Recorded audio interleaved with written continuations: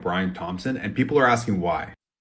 Luigi Mangione confessed to taking out Brian Thompson, and people are asking why. To find the reason, the most important thing to know is who this guy is. Brian Thompson became the CEO of United Healthcare in 2021. This is the largest health insurer in the US, with about $300 billion in annual revenue and 400,000 employees. Now, the health insurance industry in the US is generally controversial, but United Healthcare had a serious scandal of their own. They were using an AI system called NH Predict to process healthcare claims. The system helped them process more claims faster and for less money. But the system was apparently wrong 90% of the time. So people were denied healthcare claims en masse, lowering United Healthcare's cost even further. And what was the impact from the 2019 launch of the system?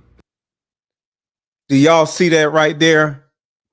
This is one of the many reasons why we had to talk about this. Not just this connection to Diddy, but the fact that these companies, or this particular company, is literally using AI to ignore people's need for surgery.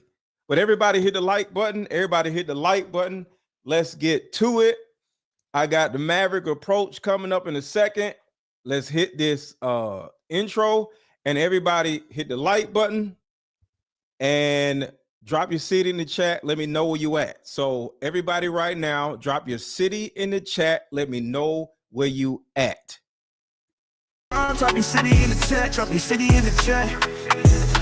Tell me where you from. Drop your city in the chat. Drop your city in the chat. If you say what's up, I'ma hit you right back. I'ma hit you right back. But if you act up, I'ma bang from the chat. So don't play with me. Got a super lit show. If you like this intro, share this video and subscribe to the show. That's the only way to grow. Hit the like button, hit the like button, hit the like button, hit the like button, hit the like button. If you like the discussion, drop a super chat if you wanna say something. I remember when I started, I ain't get no views. Now millions come to me just to get my views. The chat be on fire, I done lit the fuse. But my channel wouldn't be nothing without you. Tell me where you from, drop your city in the chat, drop your city in the chat. Tell me where you from, drop your city in the chat, drop your city in the chat. If you say what's up, I'ma hit you right back, I'ma hit you right back. But if you act up, I'ma bang from the chat, so don't play with me. Hit the like button, hit the like button, hit the like button, hit the like button, hit the like button. If you like the discussion, drop a super chat if you wanna say something.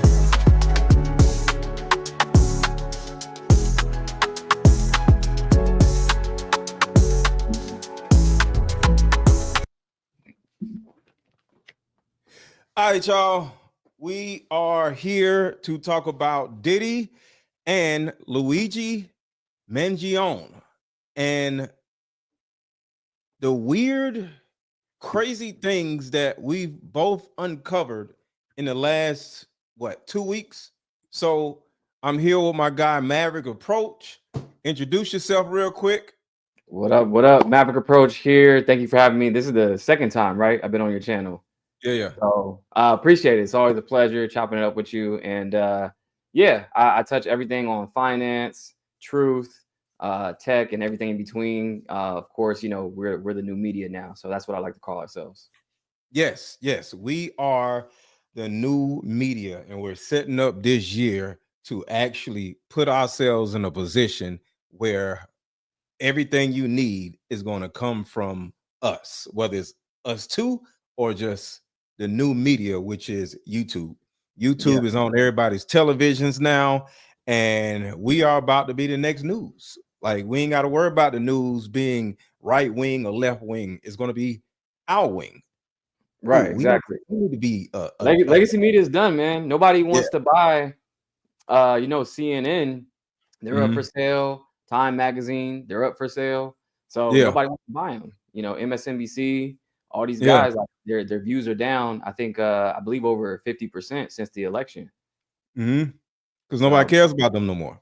All right, so this is how we're going to get started.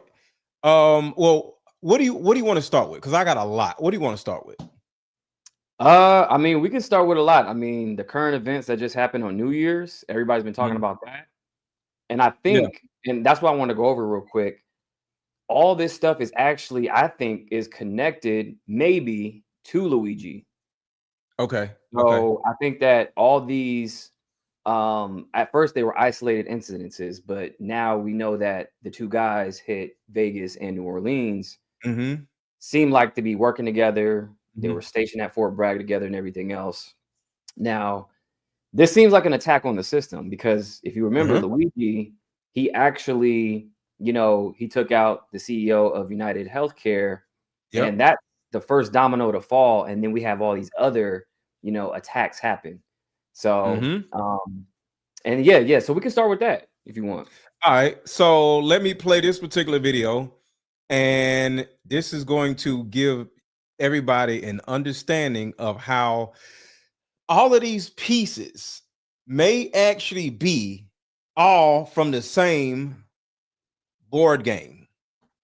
All right, let's get to it. To sacrifice a human being for a savings, no matter how that savings occurs. And everybody hit the like button. Everybody hit the like button. Everybody hit the freaking like button. I just made a breakthrough realization on the Luigi Mangione case, and I need you guys to stick with me. Right now, everybody is speculating that Luigi is essentially playing the game of Monopoly. In the manifesto that they found, he talks about corporate America and how capitalism is like the worst thing for the country, refers to the capitalists as the parasites. And there was another creator in here who was talking about how in the bag that they found on his fake ID, the address and the number on the address was where and when Monopoly was founded. So this is clearly a well thought out plan. My theory is that this is just the beginning of the game. And I'm saying that because very clearly he wanted this to be a puzzle. I think that there are going to be 8 different occurrences, all matching up with a Monopoly piece, which would be the players if you're playing the game. Do I think that all of them are going to be an unaliving like this one was? I don't think so. But I think all of them are going to be statements and like political statements. When Luigi was found, like I said, they found Monopoly money in his bag. I think he's the money bag. One, he himself came from a wealthy family, which if I had to guess is how he grew to dislike money and capitalism. He probably saw what it did to other people, what it did to his family. Regardless, I'm not going to speculate on like that part of his life. But the backpack with the money in it is the money bag. This sack of Monopoly money was what he was found with. But what else was found in his bag? A Tommy Hilfiger jacket. Tommy Hilfiger is one of the leading fashion brands in the country. And if you happen to remember this scandal, Tommy Hilfiger was a guest on Oprah Winfrey's show. And he had been accused of being racist and being elitist. So Oprah asked him if that was true. He responded, "If I had known that African Americans, Hispanics, and Asians would buy my clothes, I would not have made them so nice. I wish those people would not buy my clothes. They were made for upper class whites." So very obviously, that fits into this whole board game puzzle piece, whatever it is. I'm thinking the next part of this is going to be either the thimble or the hat. One of the two. Well, I think the next piece is the Cybertruck, which is the car on the Monopoly board. It could be. It could be. And what people don't realize with Monopoly, you can't play by yourself, right? So Monopoly, you have to have multiple players in order for the game to actually work. So yeah. Another thing too with Monopoly, he left the money, that Monopoly money, in the bag, and he was a very smart guy. He actually had an IQ of 130, and he was top of his class and everything else. So if you look into his background, he was in tech. He so had money. He knew what he was doing. All right. So he left the money in the bag for a reason, but also he left the Monopoly money in the bag because he was showing that United Healthcare has a monopoly on the healthcare industry. So that's another thing as well to show a lot of symbolism with that. Say, hey, these guys run the game. The 286 code that he was alluding to, like Monopoly has 286 pieces in total. It also the denial code that healthcare uses to deny you is 286. So all these different things that he was showing people with these codes, he was definitely, trying to show people like connections between that. Yeah. So the pieces of the Monopoly board, and I don't know if there's any significance because but we're just gonna share the 8 pieces and go from there. There's a battleship, there's a race car, there's a top hat, there's a boot, there's a thimble, there's an iron, for an ironing board, a cannon, and a lantern. So if all of this was connected, if all of this was connected, the Cybertruck would either be the race car or the lantern because it blew up. Could be. It could be. What do you think the New Orleans then? Like, what do you think that is? That could actually be. So the thing about it is, I don't necessarily know what he is. So what would he be? Like himself. Out of these Luigi? 8 pieces. Yeah, Luigi. What would he be? Like You said there was a money bag piece? Let's see. I thought it was, but it's a battleship, race car, top hat, boot, thimble, iron, cannon, lantern. I thought it was a some type of money bag piece, but I think the money bag would represent the top hat because back when in the 50s, people with money would wear top hats. Right, the top hat, So right. that could be it and not a money bag. Now, it may be a new Monopoly game that might have different pieces because I think the other guy said something about money bag. Hold on, let me see real quick. Yeah. Let me see because I think he has the pieces behind him. Let's look at the pieces. Not buy my clothes. They were made for upper class whites. So very obviously, So there's something like a money bag behind him. If you look behind him, so they're made right here. So in this Monopoly board, so I might be looking at the wrong ones. I don't know. There's a dog, a hat, a car, a money bag, a penguin or some shit. And Yeah, I don't know what that. I've never seen a penguin, but that might be new. Is that new? I've never seen a penguin before.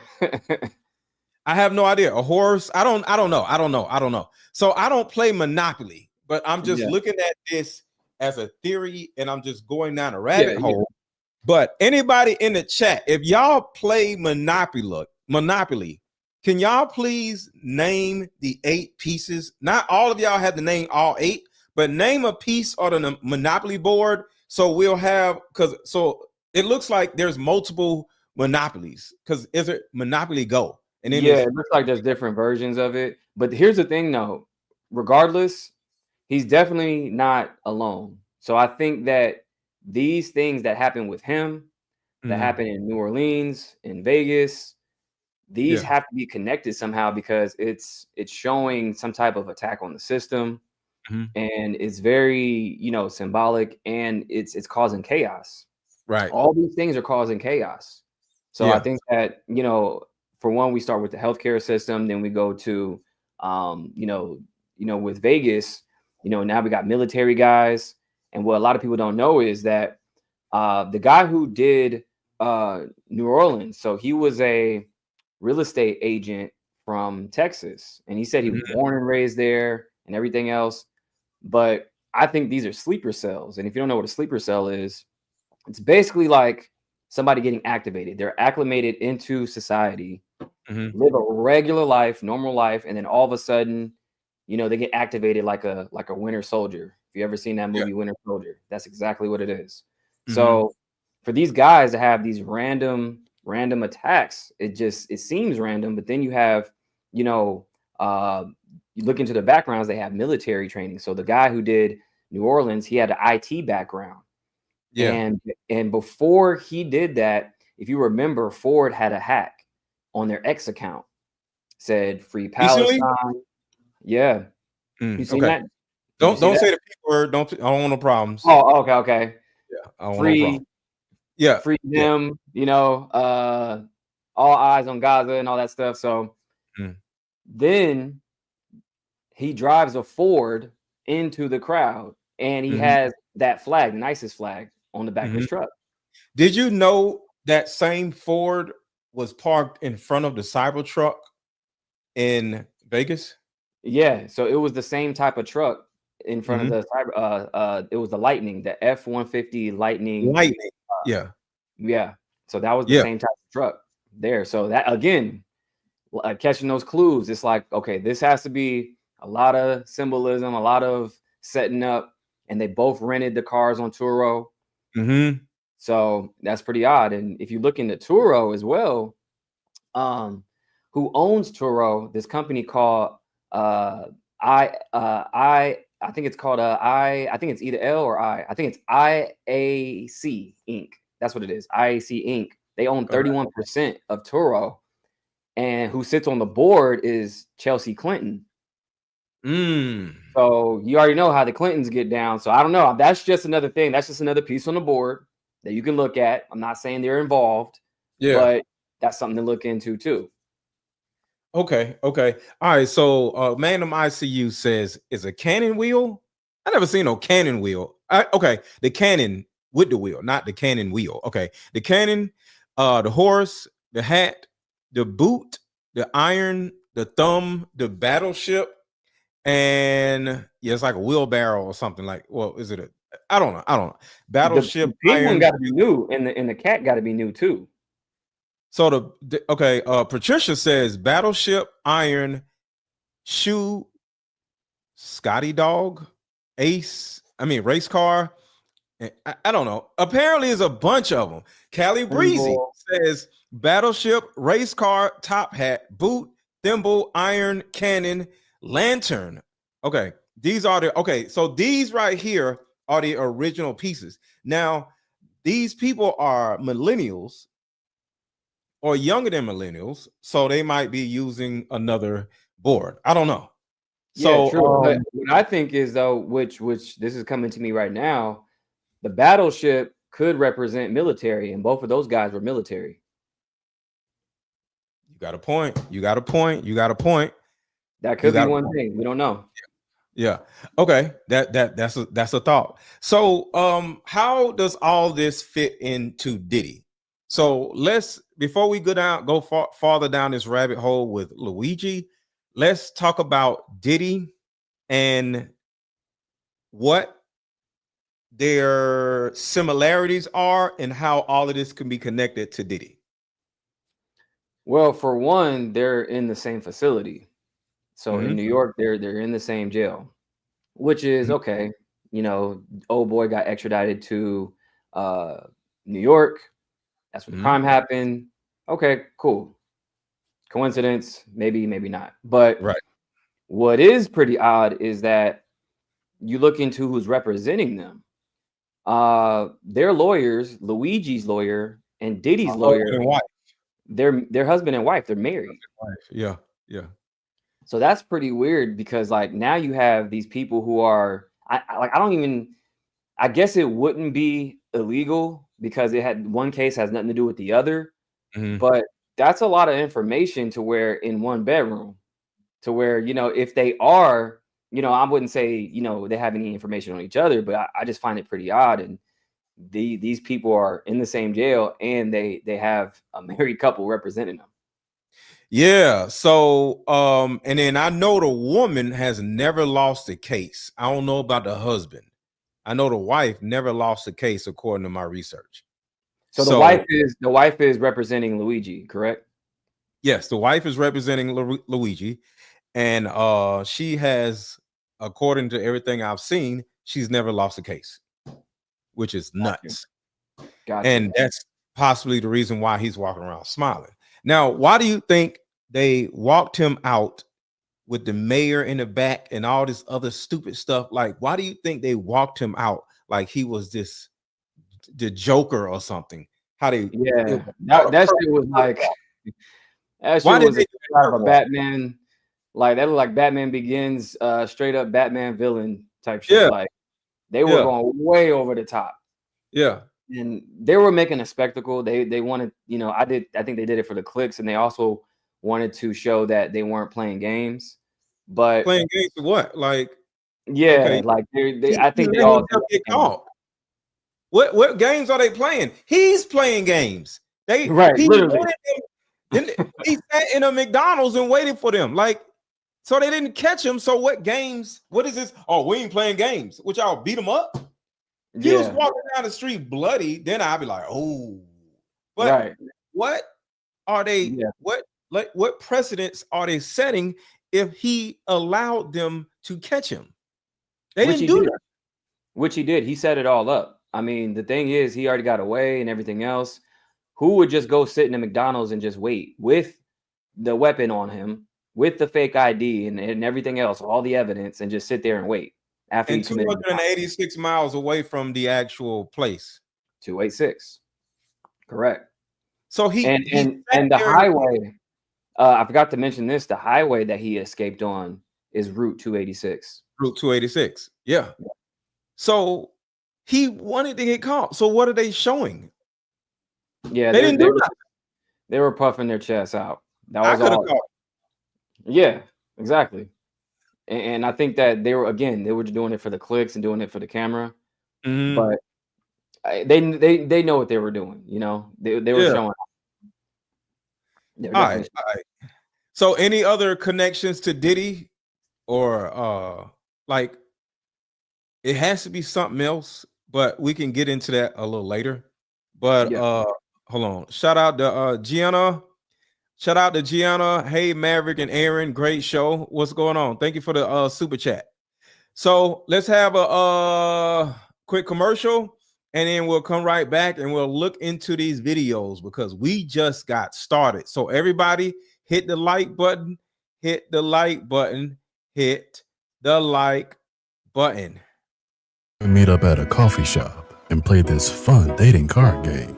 We'll have fun and see if we're compatible all at the same time. Ooh, what's the name of the game? It's called Deeper Discussions. I'm down.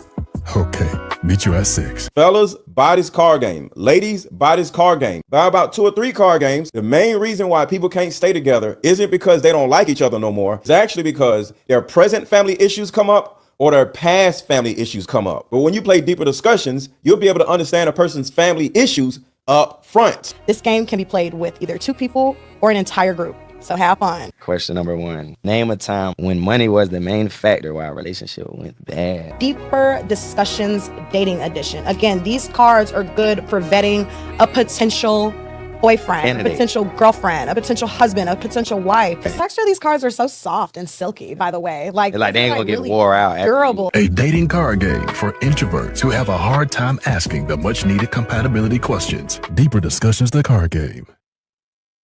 And something I want to bring up real quick. Something I said in a video I did on Instagram today. Is there a possibility that this is or could be the first time that the CEOs and the investors or the people on the board, pun intended, finally got a chance to be seen like they see us? Oh yeah, for sure. And You know what's do you funny? understand what I'm saying? Because Yeah. here's the thing. Whenever either AI, because I got a video talking about how they're utilizing an AI that is pushing the buttons and refusing refusing people's claims for them, but there's a possibility that they've been pushing buttons or clicking boxes that disapproves people's claims and people are dying because they can't afford their surgeries or different ailments or whatever. A kid might lose their life because their claim has been refused or whatever. Right. And they've all just been numbers, so somebody hits you with a claim and you just say, reject it. You don't know what happens to that person and they don't care, right? So finally, they are humanizing themselves because on the news, they're like, Brian Thompson, he was a father of 2. Like we give a shit, right? And Yeah. I'm not for or against this. I'm just speaking on it. I don't want anybody to lose their lives, but do I care about him losing his life? No, because I don't care about somebody else that lost their life yesterday. I don't know these goddamn people. So it's not that I'm mad or I want somebody to pass away, but people die every day, B. You feel me? So Yeah. somebody just died 5 minutes ago. We don't know them. You know what I'm saying? So why should I care about the CEO with his 2 kids dying in? So I don't care, just like they don't care. So for the first time, possibly, they are starting to feel empathy for somebody that died. Because they usually don't feel empathy for somebody that dies. But now they want us to feel empathy for Brian. And I'm not against Brian, so I'm not going to say F him or whatever. But I don't care about Brian dying because I don't know who the hell Brian is. Just like they don't know who Julie Tucker is, who couldn't get surgery. And then they just, boop, you can't get surgery. And Julie died. Right. You know what's funny? I don't care. Go ahead. I seen a clip to where one guy, he said Brian Thompson was his client, and he was like, yeah, you know, I heard the news, it's terrible. I don't condone it, but I get it. I was like, damn, that's very telling. And this is his client saying it. Yeah. Basically, I don't want anybody to get knocked off, but I get it, which means, okay, you're probably an asshole and you probably did some nefarious shit. Yeah. So that goes to show you right there. I was like, damn, that was crazy, because he was very blunt, and that was his client, which means he was getting money with him. And he's just totally like it is. He was like, I get it. I see why he did it. So that means that man has probably caused a lot of pain, a lot of suffering from just denials. And that's the thing. He's not, you know, the button pusher himself, but he probably made a lot of executive calls to where it's like, hey, this is the new protocol and whatnot, and carried out a lot of stuff to where people did, you know, lose their lives because they couldn't get coverage. And that's the thing. Like, again, going back to Monopoly, you're just a number or a piece on the board. It's a game to them. Yeah. So that's what another thing that he was showing. So that was crazy when he said that. I was like, damn, he just didn't give a shit. He was just like, yeah, I get it. And that's the bottom line, y'all. Like, so, like, you know, it's not a time for empathy every damn day. You know, I know women are like, oh my God, this happens. Like, shut up. You know what I'm saying? People die every day. And we have to a certain degree, start thinking like them. You know, because if they're going to have a mode of operation as a savage numbers thing, where it's like these people died and these people survived because of our button pushing, we got to look at life the same way, you know, and we got to say, fuck them damn people. And not saying that we are causing somebody to pass away, but they are causing people to pass away. Yeah, then it's time to shake shit up. That's what it is. It's time to shake shit up, because here's the thing, and you gotta really you gotta zoom out. So when they're feeding you this poisonous food, this bullshit food every day, who goes to jail? Oh, nobody. Okay, but if you do something to somebody, then you go to jail. If you kill somebody, okay, well, now it's time to do a life sentence. But when they do it, oh, it's okay. Same thing with, you know, the Food and Drug Administration. So they have all this, you know, poisonous, keep you on a string medication after they fed you the poisonous food, and then they keep you just enough alive in a horrible state to keep paying. Yes. So why should we have empathy at all? This is a game to them, right? So this is a shock to the system that I think we need. So it's time to shake shit up.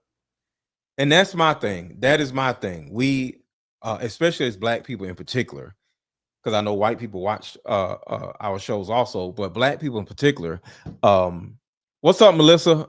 We spend too much time and energy running around empathizing for other people, right? And the thing about it is, it's never going to be reciprocated. And, you know, you can have empathy as you know, whenever you want to, and there's nothing wrong with it, but empathy slows us down. And I'll say it again. Empathy slows us down. I want you to think about this for a second. Say a deer and a baby deer is running away from a lion, and there's a pride of lions. Say it's like 3 lions running after these deer, right? And all of a sudden, you know, the lion, one of the lions catches the baby deer, right? Do you think the mother deer has time to empathize or sympathize for the baby lion? I mean, for the baby deer, while Nah, they two can get the more fuck out of lions there. are now going after her? Nah, you gotta get the fuck out of there. Like, Right. So it's that's like, what I'm damn, saying. I see it. It's Yeah. bad, but I gotta save my life. I gotta get my ass out of Yeah. here. So while you running, you ain't got time to be like, no, you gotta go. Just You anybody gotta got get time out for all of that there. shit. Right. So Exactly. empathy slows us down as a community. If somebody dies, okay, oh well, we can't sit around crying to grandma, yeah, your dog, yeah, but random ass people on Instagram or whatever, or some movie star, yo, we got shit to do. We can't be sitting around crying over every goddamn time somebody dies because Yeah. empathy slows us down. Yeah. And that's the thing. People pick and choose what they want to be mad about or sad about. Mhm. It's fake rage and everything else. Because I got a DM from somebody, a personal friend, last Mhm. year, and they told me, hey, my friend just lost their son to a stray bullet, right? And she posted everywhere and she, sent it out to a bunch of celebrities, nothing, right? So she was like, hey, you have influence. See what you can do because the kid doesn't have a headstone and we need to raise money for the headstone. So I'm Fuck his like, headstone. you said what? Fuck his headstone. What the fuck? The child Like with the a headstone. tombstone, Dead. yeah, for the grave. So Buy a headstone when you can buy a headstone. yeah, but they didn't have any money. So they were like, hey, can you use your influence to raise, because all these other celebrities that we reached out to, they ain't saying nothing. I'm like, all right, cool. I can do it. I did a video on it. We raised $10,000 for, the kid's headstone. But where was all the celebrities? Where was all these other people? She was posting everywhere. So we can't be mad about that, but we mad about some random ass dude who gets knocked off, who was denying a bunch of people anyway with their health care. Give a shit about him. What about this kid? But that's what I'm saying. You pick and choose. We can't give a shit about the kid either. It's not our kid. It's her kid. Let her deal with that shit. And fuck a headstone. We got shit to do. Like, I'm sure the woman has shit to do. So even though that is a good thing, and our kids need whatever it is they need, but if they're no longer here, it's nothing wrong with buying a headstone. But if you can't afford something, we have to strategize on why we can't afford the thing instead of trying to get somebody to pay for something, and you still can't afford nothing after you get people to pay for something because the money went over there, but you still like, okay, just as an example, this example, and I'm not saying anything insensitive about the woman and her child, right?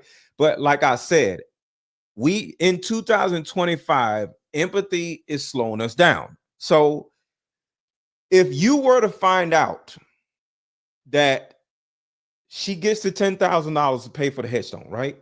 And she's like, oh my God, I'm so happy I could do this for my son. I don't know what I'm gonna do, but I'm happy for my son. And you ask her, what do you mean? Well, I can't pay my rent and I'm about to be put out. Would you suggest for her to buy the headstone, or would you suggest for her to do something else with the money where she won't be homeless with her other kid? I mean, to be honest, I mean, that's irrelevant to me, because I think when it comes to people actually, caring about, oh, this celebrity, this or this, that, it's like these people have influence for no reason, but we can't pick and choose who and what we want to be mad at. So it's like we have to be fair across the board. So it's like, regardless of what she does with the money, like if I have a voice and these people worship and look up to, like, fuck these celebrities. That's what I'm saying. I'm like, yo, like, these people don't do shit for you, and you look up to them, you go to their concerts, you pay $500, $700 for a Beyonce concert and all this other shit. But it's like, at the end of the day, some kid lost their life, but nobody cares. So we can't pick and choose. Why should somebody care? Like, I can give a fuck about a Beyonce concert or whatever thing else, but it's like, why are we praising these other people who are supposed to be, looked up to and be idols, when they don't do shit, when shit like this happens every day. So Here's it's the like, reason. Well, here's the reason, and this is very important. One, they're broke. They're just famous. that's true. They're broke. That They're is true. just famous. And when I say broke, they're not us broke. They're them broke. So let me give you an example. If you become extremely famous, cameras and paparazzi and all this, people just all in your face asking you shit. People want to touch your hair, all kinds of bullshit. They want to, you got kids and shit. So you have to go move somewhere where you're gated away from everybody else. You have to shop at a mall that is more expensive than other people. So common folk won't be bothering you every goddamn day, so you can live your life. Like rich people do not send people to go do stuff. They go do stuff on their own, but they go do stuff in their own neighborhoods, and they all are around each other. Does that make sense? Mm-hmm. So when you become famous, you become broke because you got to go buy a $7 million house, and then now you got a $20,000 a month mortgage, and your grass costs $2,000 a month to manicure it. You get what I'm saying? So these motherfuckers are broke. So when you look at somebody saying, "Oh my God, my dog died," or whatever, or kid, whoever, can you help me, Mr. Celebrity? They're gonna be like, no. And then at the same time, F your kid. I'm sorry, that celebrity got their own issues. Just like we talking about Diddy, right? Mm-hmm. Look at all the shit that these people are going through that were around Diddy, other celebrities.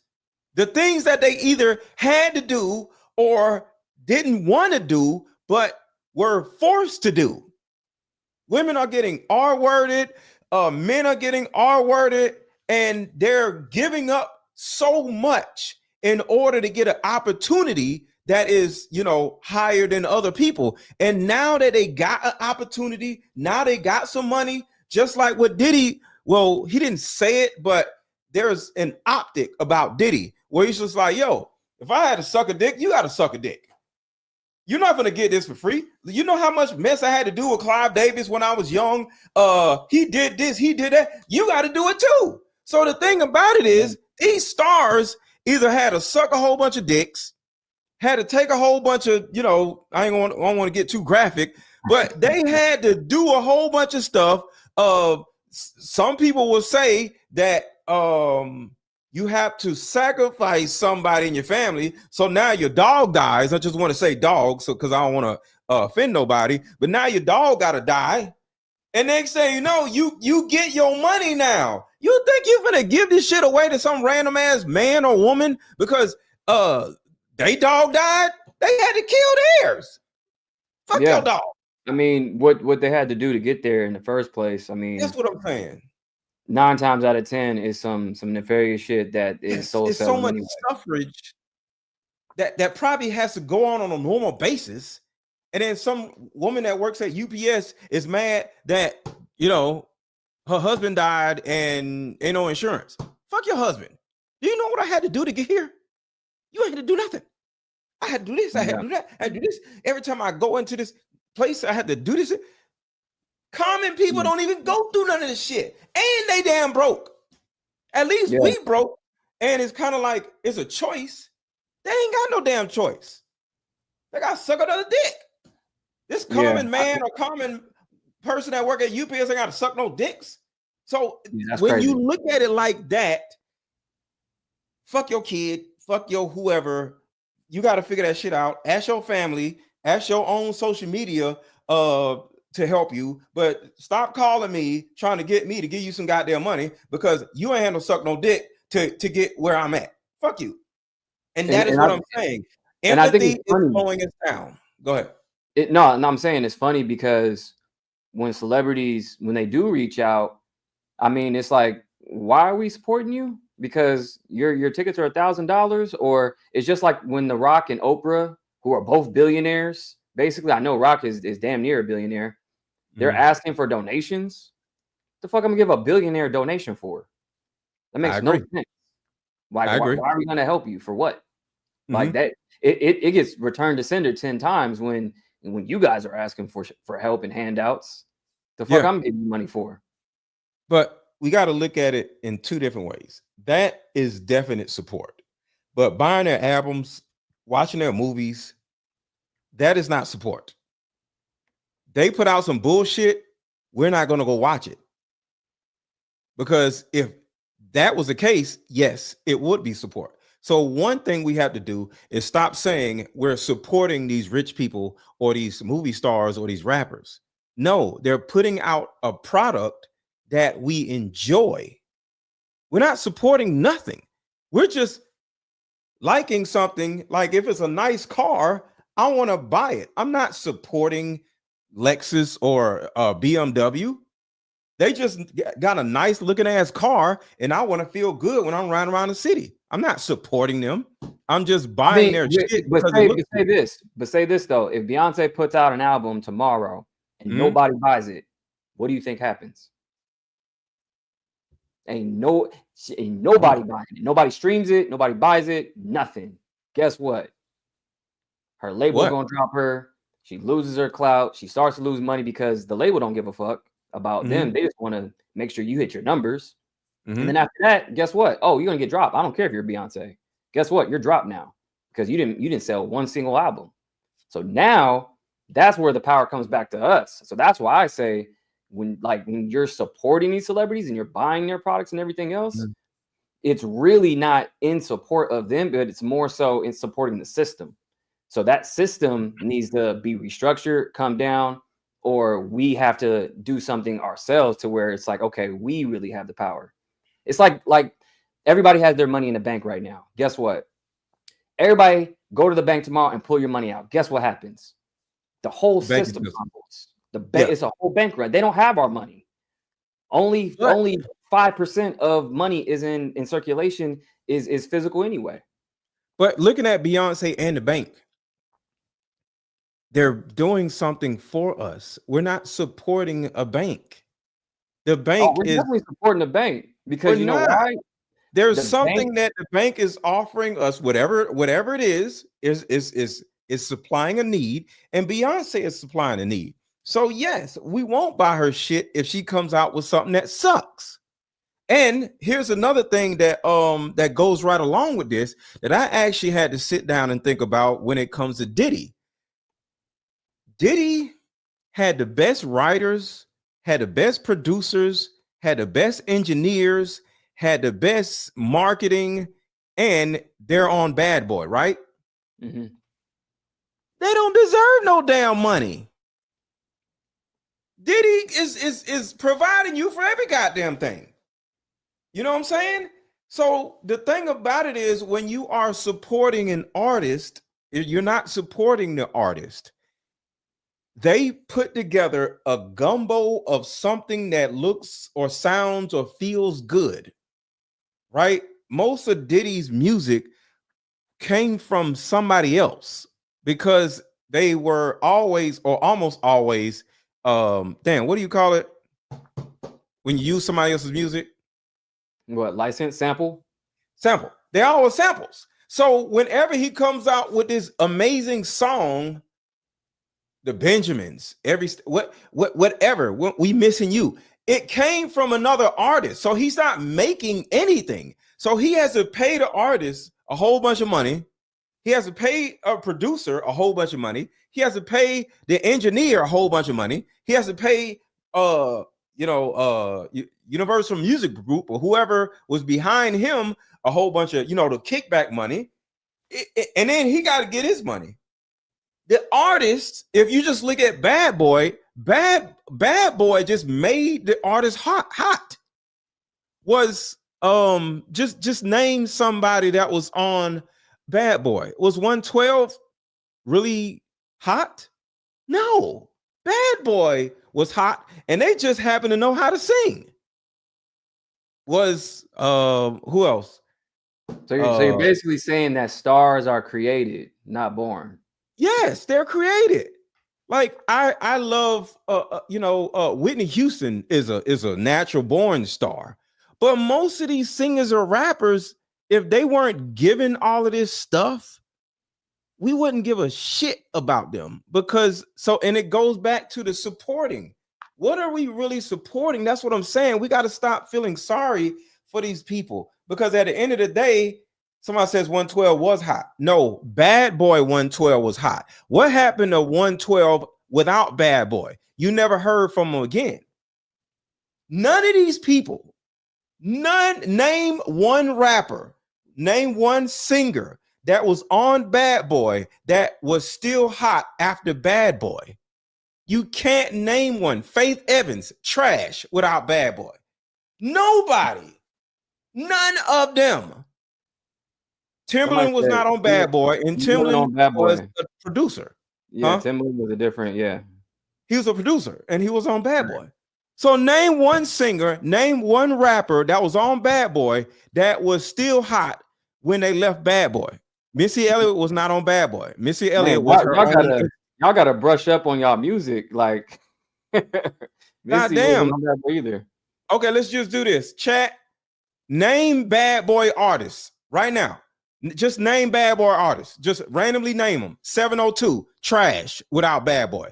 Any of these people, trash. So the thing about it is, these famous people that we look up to are trash and they're broke.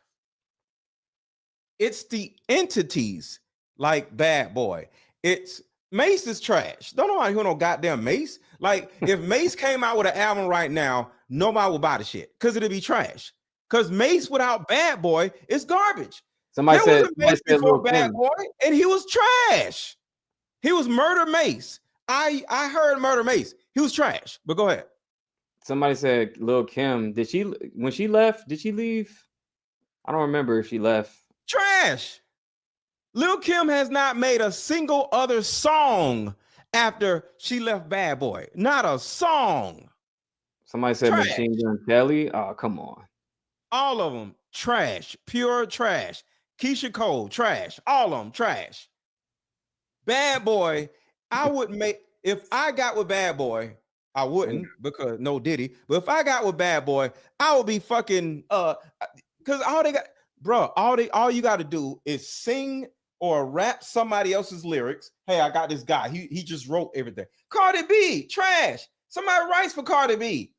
That's why she ain't came out with an album in 8 years. Because she trash.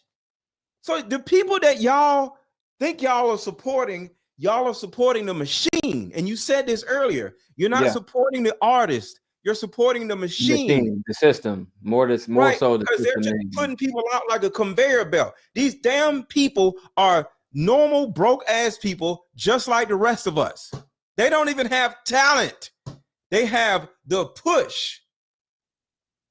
That's all I'm saying. The machine. I can get help dunking a ball, Maverick. Can you dunk a ball? I used to be able to, not anymore. Right, but can you get help dunking the ball with a trampoline or something?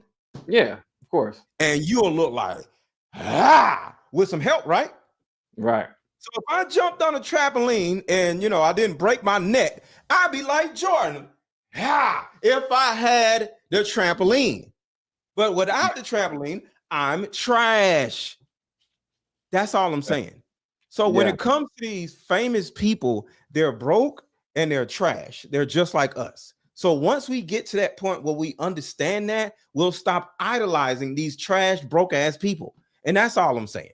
Yeah. That's why I really, when it comes to like people who are like always talking about gossip, like with like talking about celebrities and their birthdays. Oh my God, did you see their birthday? And I'm like, yo, like, can we talk about some money, business, something else? Like this shit is, y'all got to stop worshiping celebrities for real, because these people don't do shit for you. They don't even have control of their own money. Because guess what? If they get dropped, or if they don't have a studio behind them to make a movie, guess what?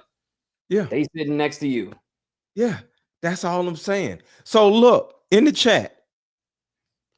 Am I wrong when I say, because here's the thing, before you answer that question, mind you, not one of you named one single artist that was somebody after Bad Boy. And there was at least 20 different artists that was on Bad Boy in the last 20 years that we could just think of. You can't name somebody, because the thing about it is, if these people were so good, they wouldn't be on Bad Boy. They would be individual artists. Now, I do say one thing. I would say the one person who could have left Bad Boy and still been big, like the biggest ever, was Biggie. No, Biggie was trash. Biggie was not trash. Biggie was not trash. He wasn't trash. He wasn't trash. That's why I think allegedly that's why he got knocked off, because he was gonna leave. That's what I think. No, it was going to be Biggie and Tupac, and them together with a certain amount of backing, because they, they accumulated friends, most likely. So the thing about it is, Biggie by himself would have been trash. Biggie and Tupac would have been something different. That would have been dope. But Biggie and Tupac would have been trash, because they would not have had the production. They would not have had the resources. They both, you gotta understand, they both died broke. Am I right? Yeah. So that means they would not have had the money to, or the money to put together the production, the engineering, the studio time, and the music videos. The music videos was crazy back then. You know how many people was in them videos? It'd be like 800 people in the goddamn video. Right. The scene, the club scene, like you got to pay for all that shit, bro. So no, they would have been trash, because they would not have been able to do nothing with, because it's one thing about, the thing about music is there's a harmonious thing about it. There's this and there's it. But just a rapper rapping on a mic without the production, without the engineering, without the music video. Yeah, I think that if they had control of their estates, and that's the thing, like when you're signed to a label, it makes it harder, especially back in the 90s. It was harder to maneuver. Like now you could just push it out on, YouTube, Spotify, and now it's a different ball game. But like the talent level is trash now. I say there's more trash out more than ever than now. Like there's so many terrible artists right now, and we have all these tools. We have all this, like you can make a beat on your phone right now. Yeah, and we have all these tools, but like people aren't just creative enough now. And I think that back then there was a lot more raw talent, but being that they didn't have the resources, it limits how far they can go with their talent. It doesn't mean that they didn't have talent. It's just that the level or quality of their production, or whatever else they're trying to do, their videos or whatever else, yes, would have been trash. But now you have all these tools. You can make a fucking AI music video and all this other shit, but there's more trash music than there ever was, like in the last 20, 30 years. So I want you to think about this. Think about this. This right here. If you say what's up, I'ma hit you right back. I'ma hit you right back. With intro, share this video, and subscribe. I made that myself. I wrote the lyrics. You made that with AI, or was that your voice? No, it's AI. This is this is AI. The show. That's the only way to grow. Hit the like button. Hit the like button. Hit the like button. Who runs around saying hit the like button? Me. I say hit the like button. Hit the like button. So somebody was like, "Yo, you need to make a shirt that says hit the like button. Hit the like." So I made a song saying hit the like button. So the point is, I am trash. I don't know what the fuck I'm doing, but because of AI, I can make a hit song or something. And that is what I'm saying. A rapper, a writer by themselves, trash. So I'm not saying Biggie and all these other people did not have talent. They had one talent. And nobody gets anywhere with one talent. You know how many basketball players are trash because they didn't make it to the NBA? But they're good. But they ain't making no damn money. They just good. Being good is not enough. You're still going to be broke. So what I'm saying is, just my point is, supporting these singers and rappers and thinking that they have all this money to give to our broke asses because our dog died is actually crazy. They are broke. That's all I'm saying. They are broke. Right. So Right. Biggie was talented. Tupac was talented. All these people were talented. Tory Lanez, whoever else, talent. But the thing about it is, you won't know who the hell these people are if it wasn't for the goddamn white people. And sadly, that's the problem that we have to figure out. I made that damn song by myself. No white people, no Jewish people, no nothing, just me and an AI board. You get what I'm saying? So, Right. like, Lil Baby just came out, right? And I listened to Lil Baby's album, and it was trash, as in trash, right? It just was the same old stupid Lil Baby bullshit. Yeah. But I seen under the video, it said Universal Music Group. So in my mind, even though I don't know enough about the business, I'm just like, why can't Lil Baby just put out an album on YouTube and get millions of views per album? I mean, per song. So because it's all these 15. people are controlled. All these people propped up. You think that they just are selected just because they got talent? Like, these Now you people see are what I'm controlled saying. because they have a certain way of thinking that is very controllable. Yes. Do this, put on this, say this, Mm-hmm. and Or that's you'll how they lose get everything. propped up. Yes. That's what it is. Because I know so many people with talent that they should be on making billions of dollars, but they're not, because they're not a puppet. And going back to Tory, free my guy Tory, man, because shout out Tory Lanez. Yeah, Tory Lanez with that line ass Megan Thee Stallion, but Megan Thee Stallion trash. Yeah, trash. She's trash. Megan Thee Stallion trash. I had a personal run-in with her. So like, wait, what happened? Oh yeah. My interview is gonna come out on another channel, but I wouldn't mind having a personal run-in with Meg Thee Stallion. I just want to say that. So I'll take back what I said about Meg Thee Stallion, because if I got an opportunity to have a personal run-in with her, she's a great artist. Just I'm just joking, but she got a fat ass, so I want to at least keep my options open one day. So yeah, go ahead. I'm sorry. Hey, I mean, to me, hey, we're in America, right? What's the First Amendment? It's freedom of speech. So yeah, freedom of speech. Yeah. So fuck her. So yeah, yeah. I think she's trash, but she fine. So shout out to Meg Thee Stallion for being fine and trash. She ain't cute at all to me. I'm sorry. I said fine. To me, fine is a body, not cute. I'm sorry. She ain't fine, cute, like nothing. Like to me, she's big. So what happened with you? What was the run-in? Basically, well, I did real estate for 12 years, and in Los Angeles, I had one of the biggest real estate companies in Los Angeles. And I could talk about it now because it's like, it's over now, but I was good friends with Tory and everything else. And this is all, meanwhile, all their stuff happened, not too long after. Yeah. And, me and him were working on some stuff. And that's the thing. Tory Lanez, he cracked the code, and that's why he's in jail. My opinion. I'm not saying that's what it is. Yeah. So you say allegedly or everything else. My opinion, I think that's why he got put away, because he cracked the code. Because when he sold the album for $1. Yeah, he made $1 million in a minute. He circumvented the entire record label system, and they're like, "Oh, can't have that." All right, well, let's put your ass away for 10 years. So I think that's what happened, and he showed me.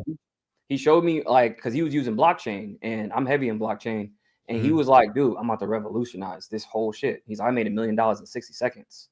And other people were making even more just buying that $1 album, 20,000, 30,000 for $1. So anyways, he cracked the code on that. And so we were doing some other stuff with with crypto and blockchain and all this other stuff. And he wanted me to head up, some stuff with him. But at the same time, I was dealing with Megan, in which I didn't know at the time, because I did luxury rentals and whatnot, and I had like mansions and rentals and all this stuff. Yeah. And this company that she hired wanted to use one of my locations. So I was like, all right, cool. So cross the T's, dot the I's, You know, it was only for a month. Cool. And you do a walkthrough before you actually, like, these celebrities, they want to do walkthroughs and they want to be extra and all this other shit. So cool. And y'all getting an exclusive right now. So because I haven't told the story anywhere else, y'all getting an exclusive. So basically, wait. Before we hear this, I need everybody in the chat to drop popcorn emojis in the chat. Drop popcorn emojis in the chat. Drop popcorn emojis in the chat. So when we get enough popcorn emojis, Maverick is going to share this in-depth information about Meg Thee Stallion. But we got to get everybody dropping popcorn emojis in the chat. Let's go. Yeah, drop those popcorns because y'all getting exclusive right now. And while we wait for the popcorn emojis, quick commercial break, and we'll be right back. That will help every woman watching.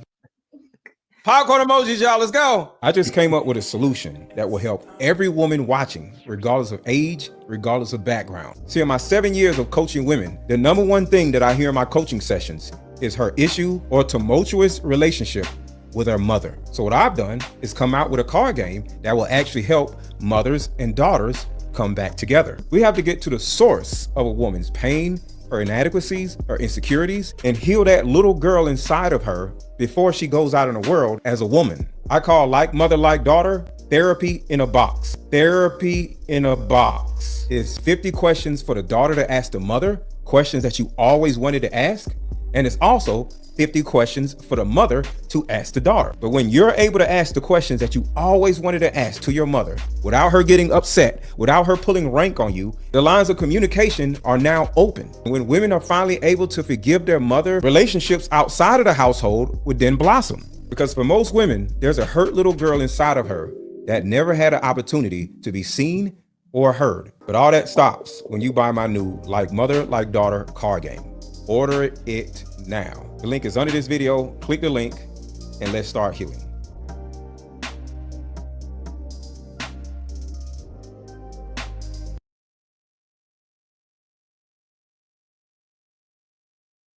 And I just want to say this before we get to Maverick. I'm not playing these card game commercials for no reason. Buy my freaking card game. I have two particular card games. One is about dating, and it's for men and women. And there's 81 cards in this card game. And you can play this card game with family members or a dating prospect. Or if you're in a relationship or married, you can learn a lot more about your mate. Because guess what? In most cases, we don't know a lot about the person that we're dating, our baby mama, baby daddy, or whatever. We don't know the people because guess what? We only know the person. We don't know the inner child of that person, which is how they were raised, what they went through when they were young. And that is what this card game does.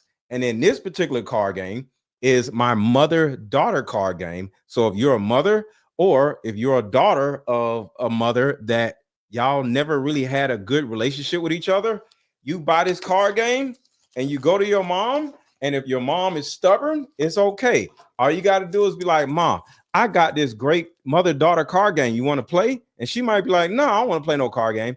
You know what? Just take it. Read the card. Read your deck, because I got a mother deck and I got a daughter deck. So I got a deck too. Here you go. Just look at the questions and let me know what you think. She's going to open this up because she nosy. You know your mama nosy. And next thing you know, she's going to be like, what is this? And she's going to read the questions. And all of a sudden, she's going to call you and be like, so you got a deck too? Yeah. What your deck say?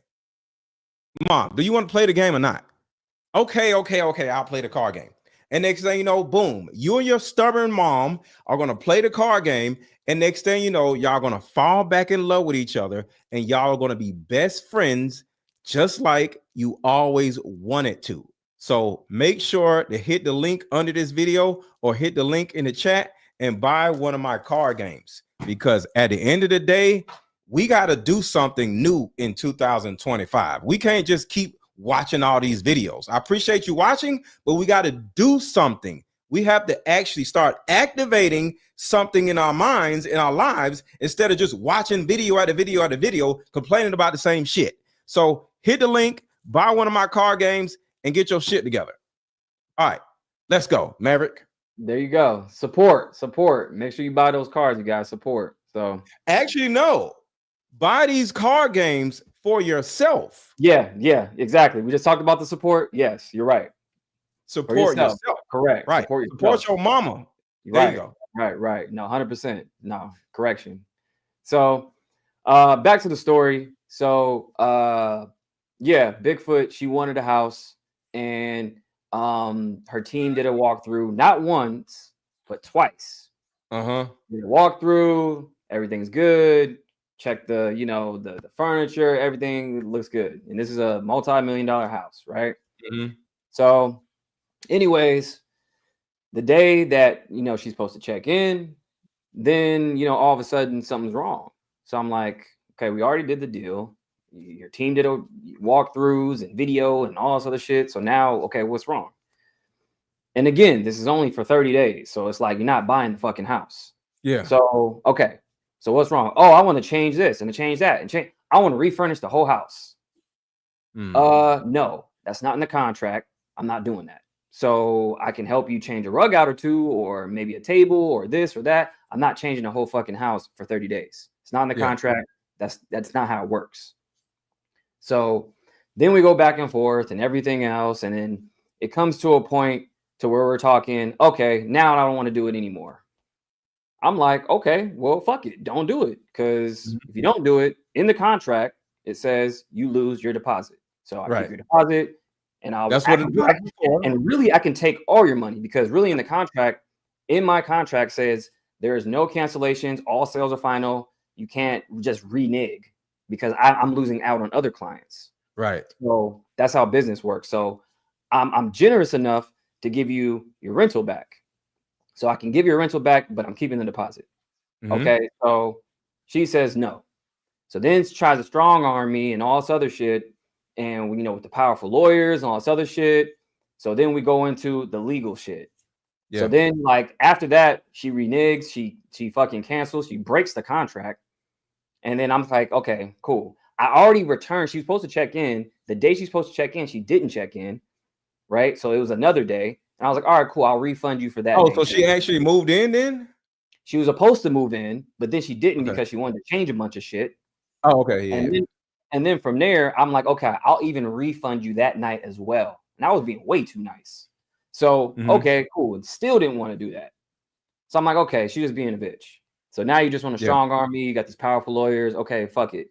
Break the contract. Let's take the legal route. But this is how God works. Do you know, if she moved into that house, guess who would have been her neighbor? Wild guess. I'm thinking about Meg Thee Stallion, so it can't be Jay-Z. Who? Tory Lanez? Tory fucking Lanez. Because I rented him a house next door to me, because that house I was renting to her was actually my house. So I was like, oh, she actually wanted this type of house. So I was like, I'll just give her my house. So, and Tory was next door to me because I previously rented to him the house next door to me. I owned all those. So that would have been her neighbor. I'm like, and I told him, and I was like, dude, do you know if this deal would have went through? And I didn't know who it was until the very last second. So if the deal would have went through, I would have known who it was. And I was telling him, I was like, dude, if this deal would have went through, Megan would have been your neighbor. And he was like, yeah, that would have been bad. When crazy, bro. Life is crazy. But when was this? When she was about to be his neighbor? After everything or before everything? No, after. This would have been after. After? Yo! I'm thinking that it would have been okay if they were neighbors because he was smashing her. But wouldn't he have known what she was doing if he was smashing her? Right. Well, that was beforehand, but this is after, like, she ain't never been over his house. Yeah, this is after all that shit. Because I live here. If a girl that I'm smashing moves next door to me, she's going to tell me. Or she's at that point they weren't talking. Yeah, at that point they weren't talking. They were on bad terms already. But All at that least shit. you would have been aware of who she's next door to. Yeah, I mean, well, they're not privy to that information, so they're just So she like, probably never been over his house, I guess. no, no. And this is just like a rental he just had like in LA that was like temporary anyways, because he's always been moving there. Oh, it wasn't Yeah, his yeah, yeah, maid. yeah. It wasn't a permanent house. It was Yeah. you know, it was just like a rental in LA that they were just had. Because I to the- seen them in his house together. So I was Yeah, just like, yeah. okay, it must be another house. Right. Okay. Right. So What's yeah. up, Miss Lady? So Got yeah, you, got you. that's the story. That's a crazy story that I had. But That's yeah, crazy. she that's why I say fuck her. So because she's just difficult to deal with, like for no fucking reason. Well, my philosophy about women, let's just do this. What is my philosophy about women, y'all? What is Mr. Let Go's philosophy about women? What am I about to say when I say, well, my philosophy about women is this? What do y'all think I'm about to say? Go ahead, chat. What do y'all think I'm about to say? Uh-oh. Uh-oh. Come on, y'all. This is super simple. Come on, y'all. What is the whole what is the specific philosophy I'm going to say? Really simple. She said something sexist. Something sexist is hilarious. Come on, y'all. Dion is the only person that said it. Women are children. And this is the reason why I don't look at Meg Thee Stallion and say I don't think she's terrible or whatever, because she's a woman. Like women are gonna always do dumb shit. So it's just is what it is. You know what I'm saying? So I understand that has to be like a lot to deal with, right? But it's a woman. So what do you expect? So when she came in and said we got to change all this, we got to change all that, that's just what women do. I don't see a woman not wanting to change the carpet and shit, or change the rugs, or if it's fully furnished. I can't imagine a woman walking into a fully furnished house, even if it's just for a month, saying this is perfect. Yeah, I mean, I don't see a normal woman saying that. It regardless of that, the shit's in the contract. I don't give a fuck what you think. Like the shit is in the contract. I don't care if you want to change this, that, the third. And that's the thing. I don't care about these celebrities. That's why I didn't give a fuck, because I'm like, whatever's in the contract, I'll help you. And I bent over backwards already, because I was like, I'll refund you this, I'll refund you that. I'll, help you change this and this and that. But you want to do the entire house? That's tens of thousands of dollars.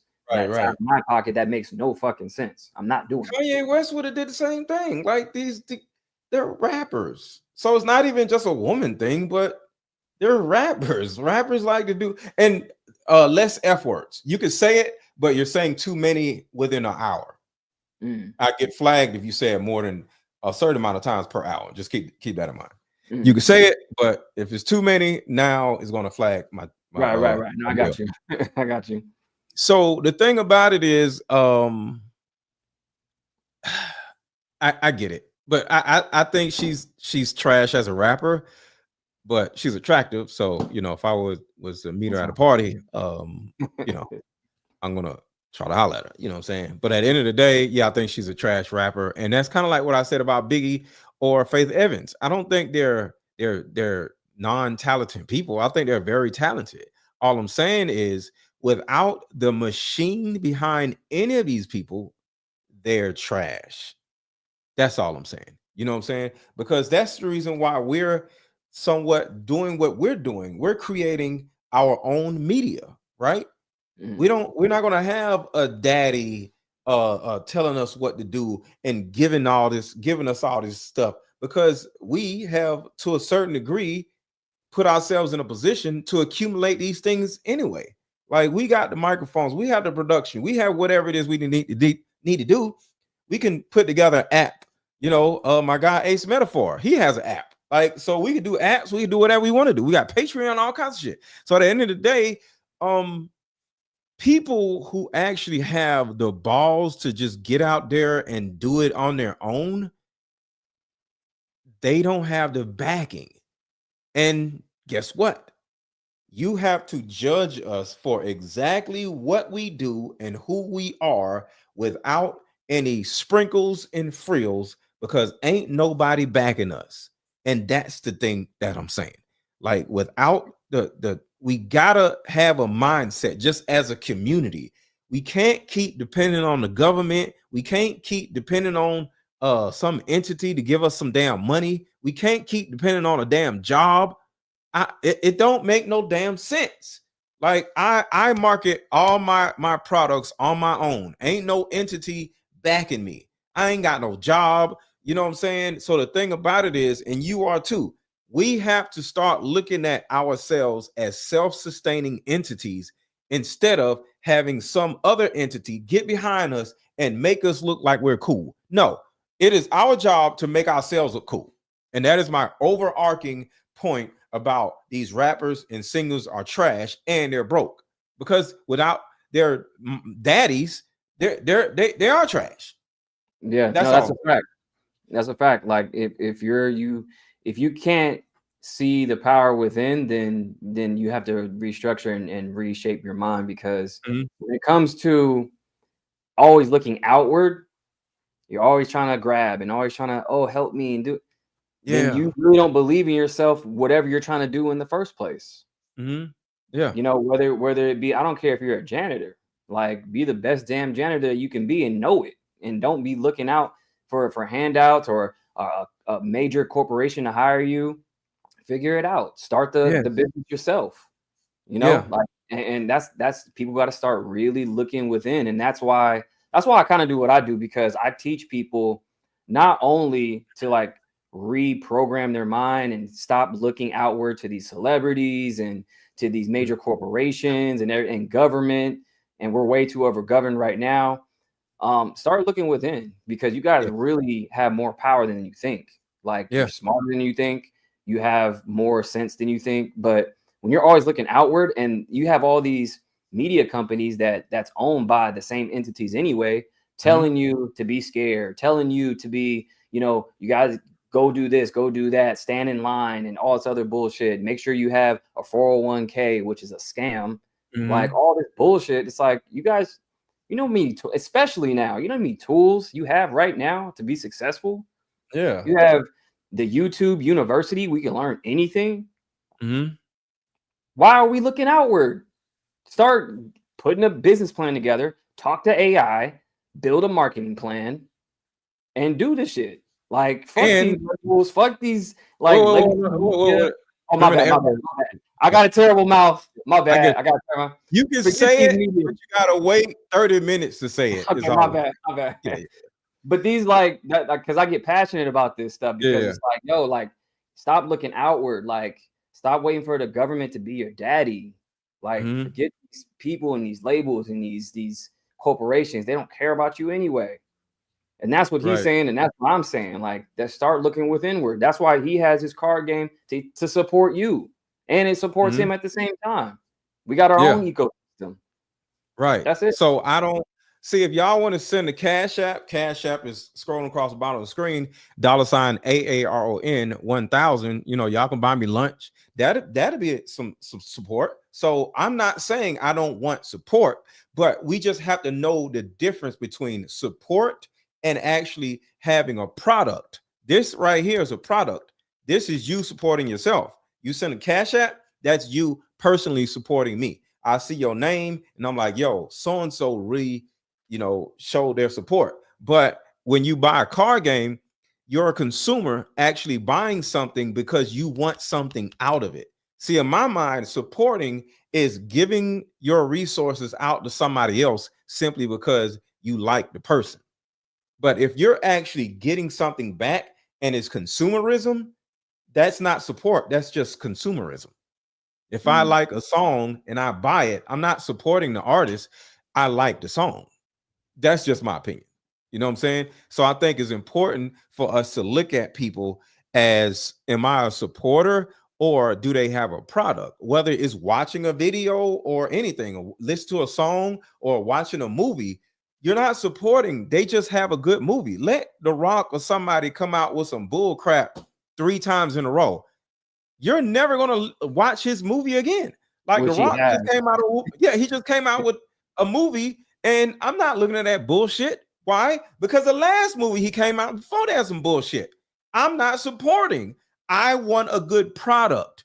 I'm not watching a bullshit movie because The Rock is in it, because I'm not a supporter of The Rock. You see the difference?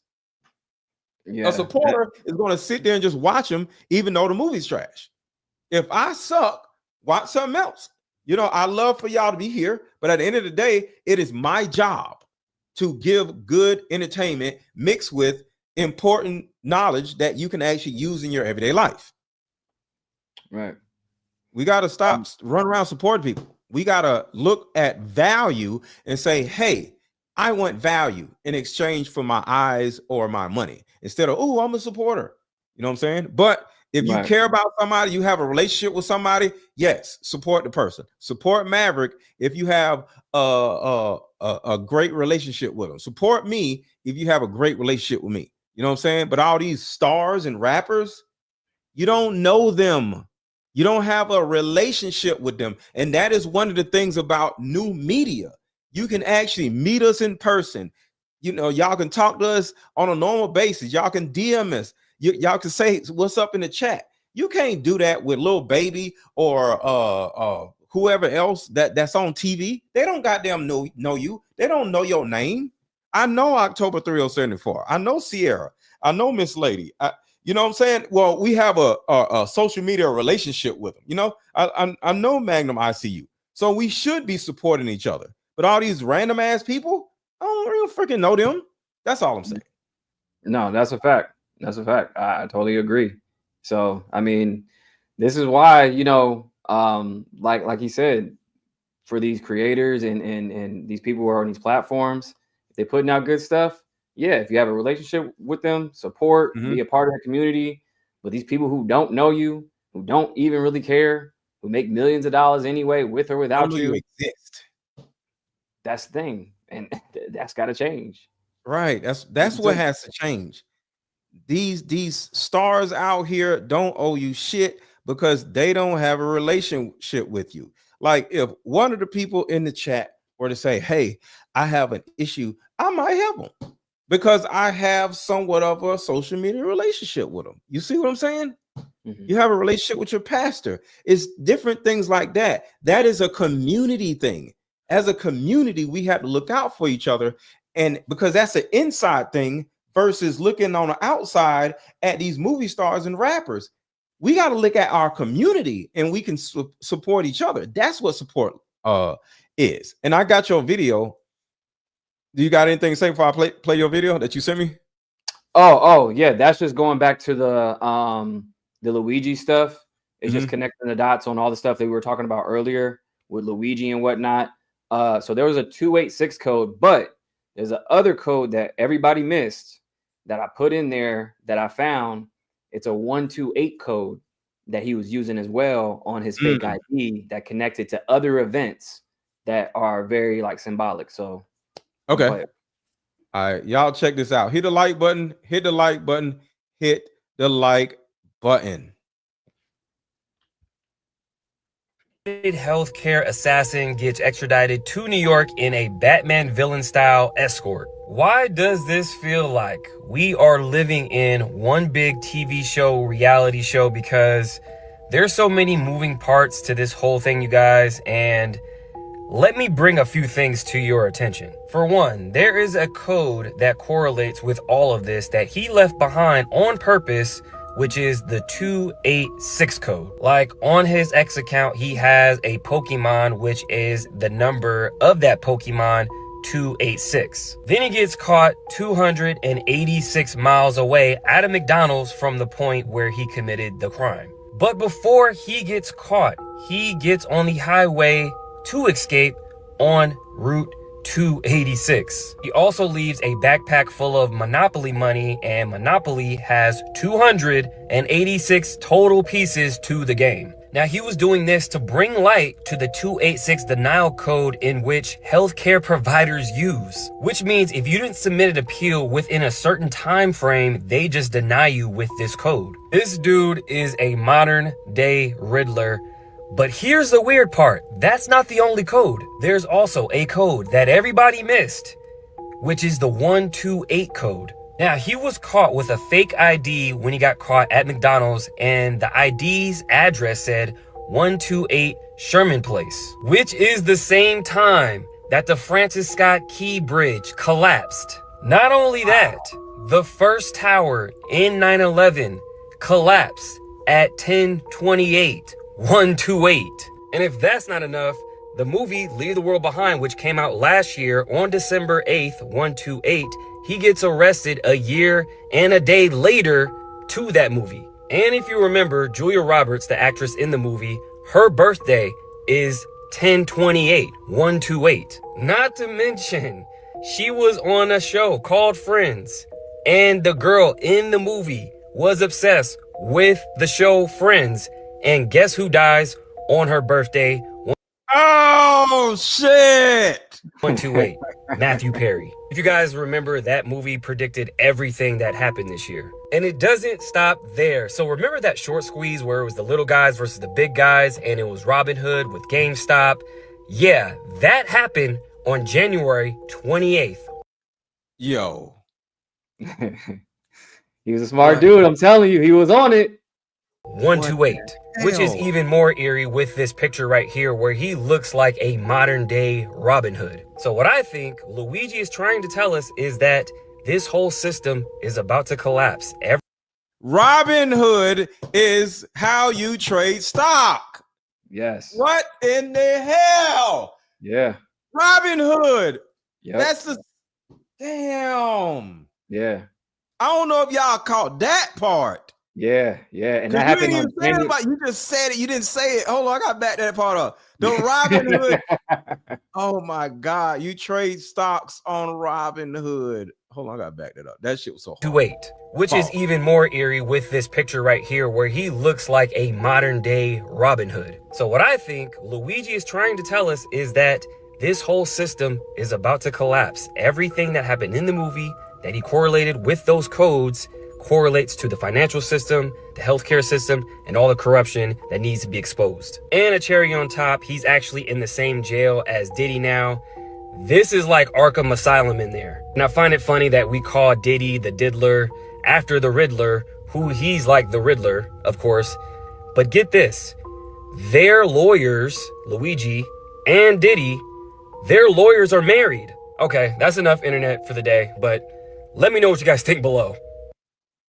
So yeah, so the short squeeze that happened, if you guys remember back in 2021, GameStop with Robin Hood, that happened on January 28th, 128, which represents us versus them. Because if you remember, the short squeeze was against the big hedge funds and the VCs, and we were pumping the stock so they would lose money. Yeah. So it was the big guys versus the little guys. So that's representative of that too. And that was 128 as well. I got a question. What's going to happen on the 28th?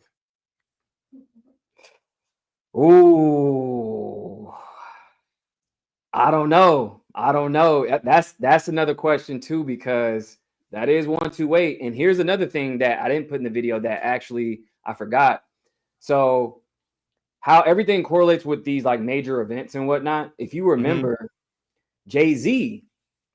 Now, what day did he get hit with his lawsuit? I don't know. December 8th, 128. Come on now. So I don't know. So I think that this month, 12, 8. Oh my God. Yeah. So like, and some people were saying like the towers fell at 1028 in numerology. You take out the 0, obviously it's 128. So yeah. Because 0, you can debate me on this.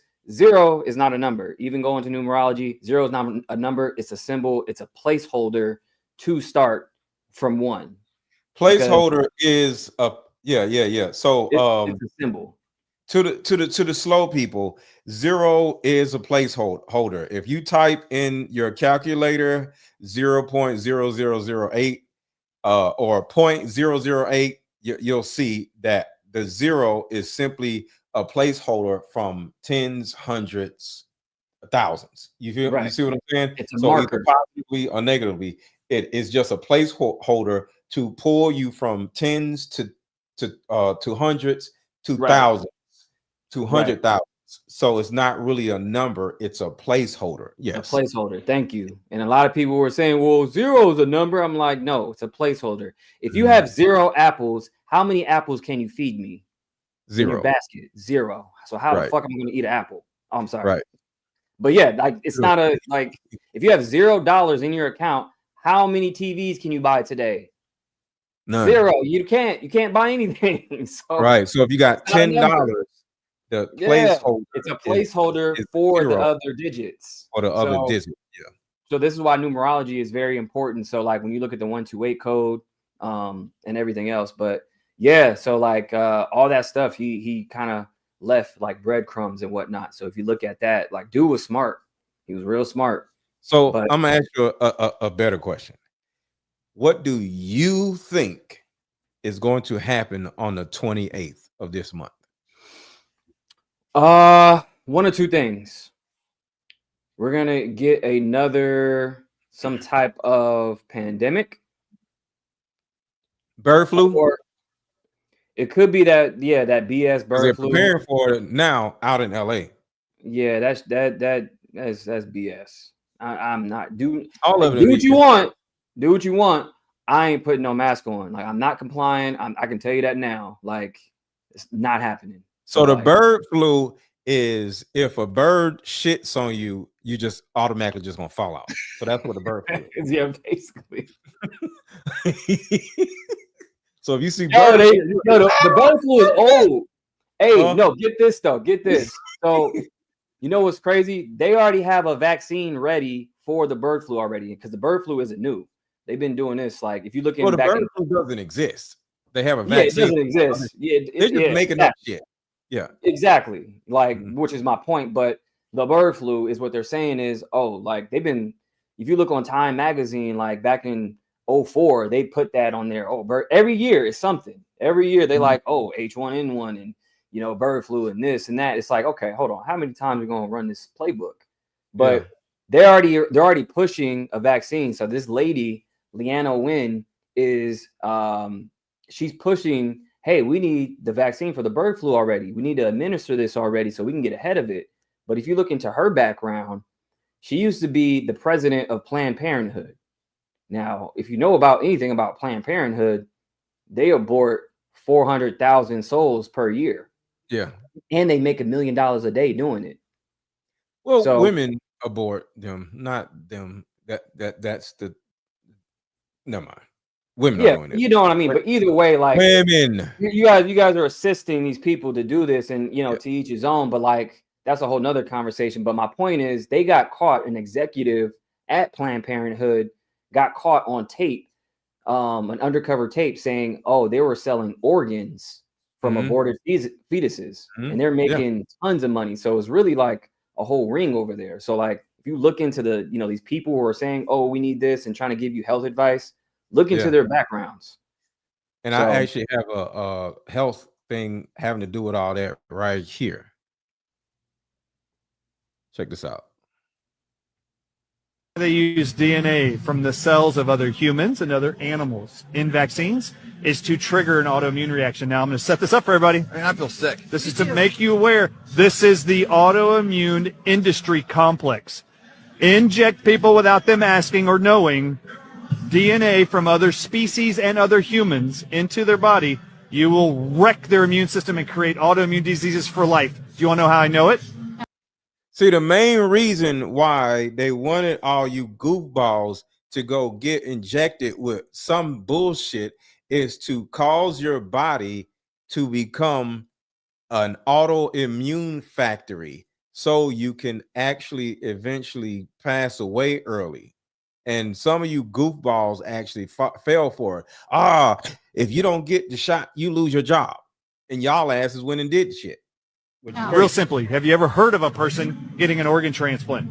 Sure. Yes. Name an organ that they like to transplant. Kidneys. Kidneys are a good one. Yep. Kidneys, liver, hearts, right? You get all these, right? Lungs for pulmonary fibrosis. They have lots of organs they do transplants from. When a person you've ever known gets an organ transplant, that organ is coming from another human. Yeah. So they're finding someone who died or has sacrificed their own organ, and they're going to put that organ inside of your body. Let's give the kidney, for example.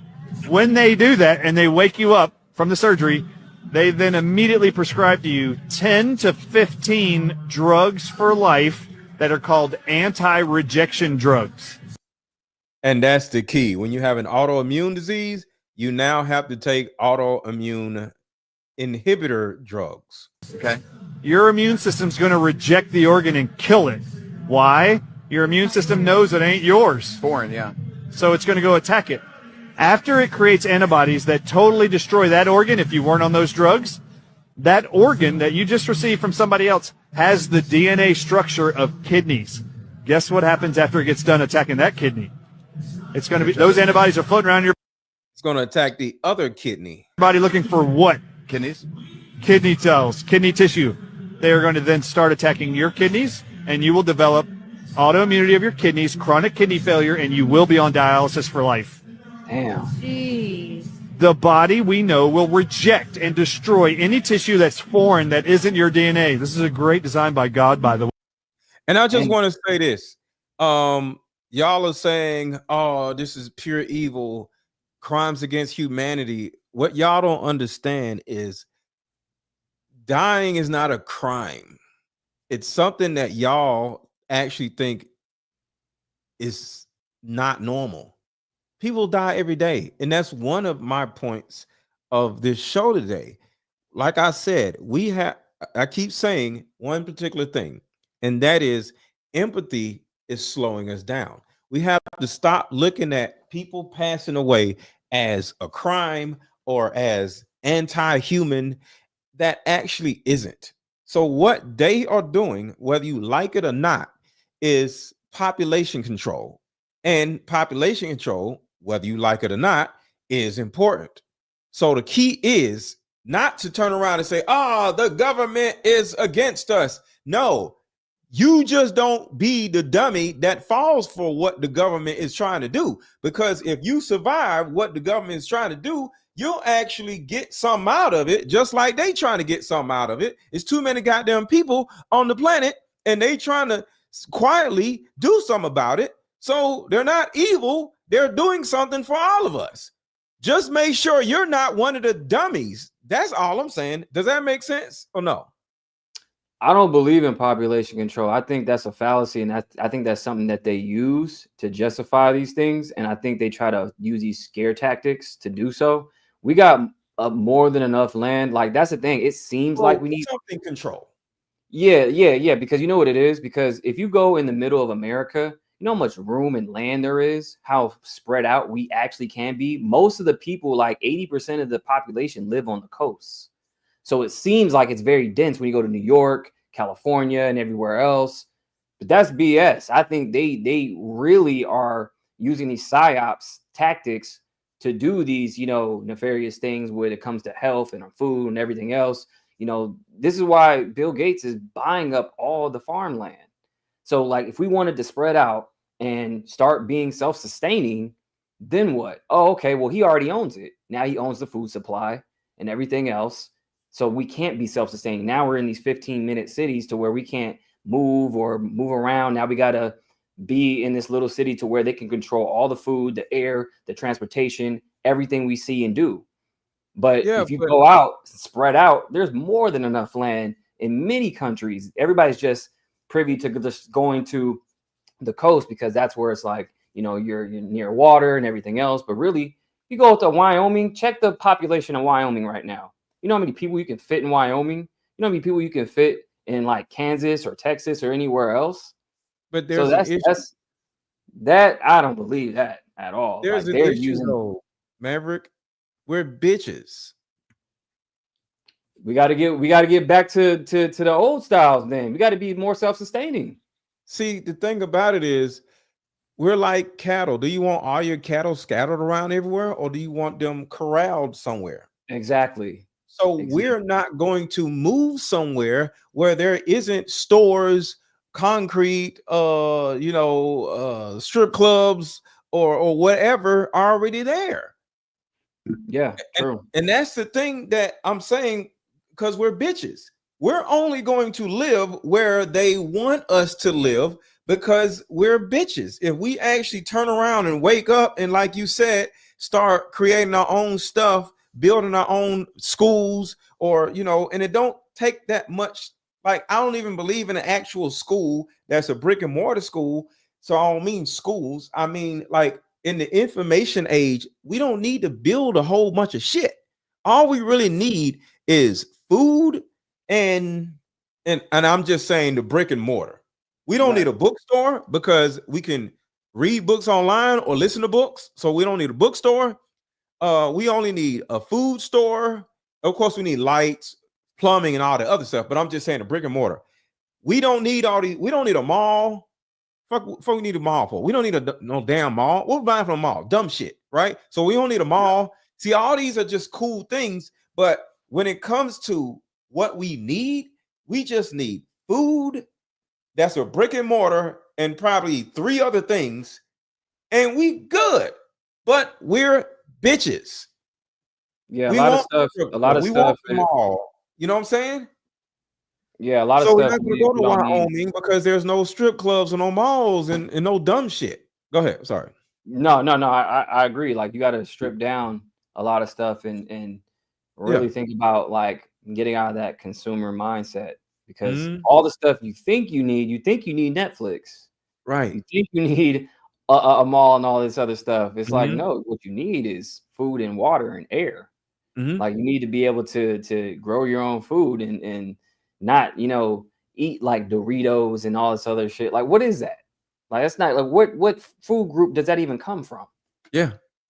It's like, think about it. Like, none of this stuff is natural.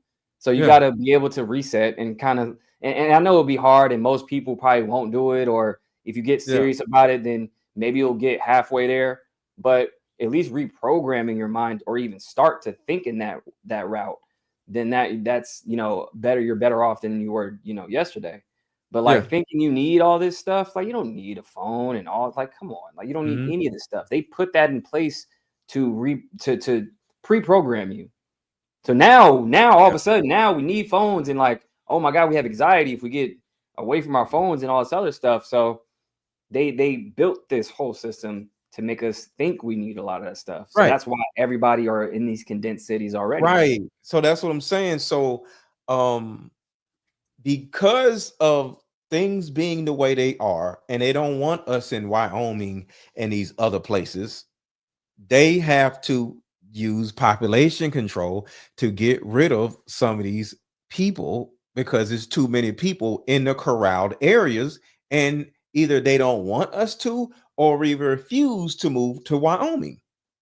But it still goes back to population control. So I am not, okay, put it like this. I understand what needs to happen, if it needs to happen. And I look at enough nature shows to say, like, if you look at nature shows a lot, you're going to stop getting sad and mad when a life is lost, because every nature episode you see, something's about to go down. You know what I'm saying? So if you look at a TV show, ain't nobody gonna die in a TV show. But if you look at a nature video, like on Instagram, if you look at a nature video, something's about to go down. You get what I'm saying? So in not even in 2 hours, not even in a month, not even in a day, within 30 seconds, a lion is about to take down an elk just like that. And you can be like, oh, wow, that's awesome. So with me, since I look at nature so much, motherfuckers gonna die. And it is what it is. And in nature, motherfuckers have to die in order for somebody to live. And that's the way I see this. So when it comes to and I'm not on the side of the insurance companies by saying, hey, let this person die because of this and that, whatever. But the thing about it is, if you're paying for insurance, you deserve to live because you're paying for insurance. So for you to pick this person that's religiously paying their insurance and just picking them to die, and this person that's paying their insurance, you're picking them to stay alive, that's some bullshit, because they both are doing what they're supposed to do. Now, the motherfuckers who don't have this or who ain't doing right, fuck them. But you can't be sitting here trying to get rid of somebody that is doing what they're supposed to do. You know, you Right. got crackheads, you got drunks, you got all these crazy people out here who, guess what? They have all these shelters and shit. Like you say, rich people and famous people putting up all these shelters for these damn homeless ass people who ain't got shit going for themselves. But a person that works every day, they gotta die. But a homeless person ain't gotta die, and somebody gotta die. Who need to die? Yeah. So that's what I'm saying. That's I nuts. understand, even though I don't agree with it, but at the end of the day, in life, for the rest of us to live, somebody always got to die. Whether it's nature, and I'm talking about nature, YouTube, nature, a lion and a deer. For a lion to survive, a deer got to die. I'm not saying nothing crazy, okay? But at the end of the day, speaking from a nature standpoint, so I won't get banned on YouTube, Yeah. for a lion to survive, a deer has to die. And that is how life is. So somebody's got to motherfucking die, as in a deer, elk, okay, an ant. So, you know, YouTube, talking about animals, talking about nature animals, not even cats and dogs, just deer. You get what I'm saying, though? Yeah, how life is kind of built in this circular. construct. How we, it's a cycle. How this construct that we live in is how it is. So no, yeah, I get what you're saying. Issues or whatever is supposed to be scheduled to affect us when we get to the point where we are about to retire, right? Because you already know there's no more SSI, they're out of money. You know, there's a huge deficit. So when you turn 65, they either got to pay you or what? They're trying to get out of that. You got to die. They trying to get out of it. So why do you think stuff and they all start dying at 65, they ain't got to pay nobody. Right. That's why a lot of people during 2020, I ain't gonna say the word, but the people who were, getting out of here the most were people who were older with underlying conditions. That was on purpose. Yeah, the bird flu gonna do the same thing, and to a certain degree, it's just how life is. You get what I'm saying? Yeah. Because once you pass, see, all they want us to be is workers. And if you're not a laborer, or if you're not coming up with ideas, old person come out with ideas because he's not a laborer. But the government in itself needs laborers. So when you leave laboring age, now the government has to either pay you, support you, take care of you, or give you your money back. So the key to the key to circumventing all that is to give you some bird flu shit or whatever, some 2020 shit. And hopefully in their minds, by the time you 65, you just going to fall asleep. I'll just say fall asleep. And then everybody's like, he fell asleep. Boom. Get him out of here. We ain't got to pay him. Yeah. And I think it goes even further than that, because what I think they're trying to do now is try to get even younger people in that state to where they're depending on the government, because once everybody's going to be losing their jobs to AI and automation, guess what? Now who are you relying on even more? Oh, the government. Like, think about UBI, Universal Basic Income. Universal Basic Income, that line's going to be long. If you don't know what Universal Basic Income, look it up. It's where the government becomes your daddy, and you're relying on them more than ever. You're getting a monthly check to do nothing.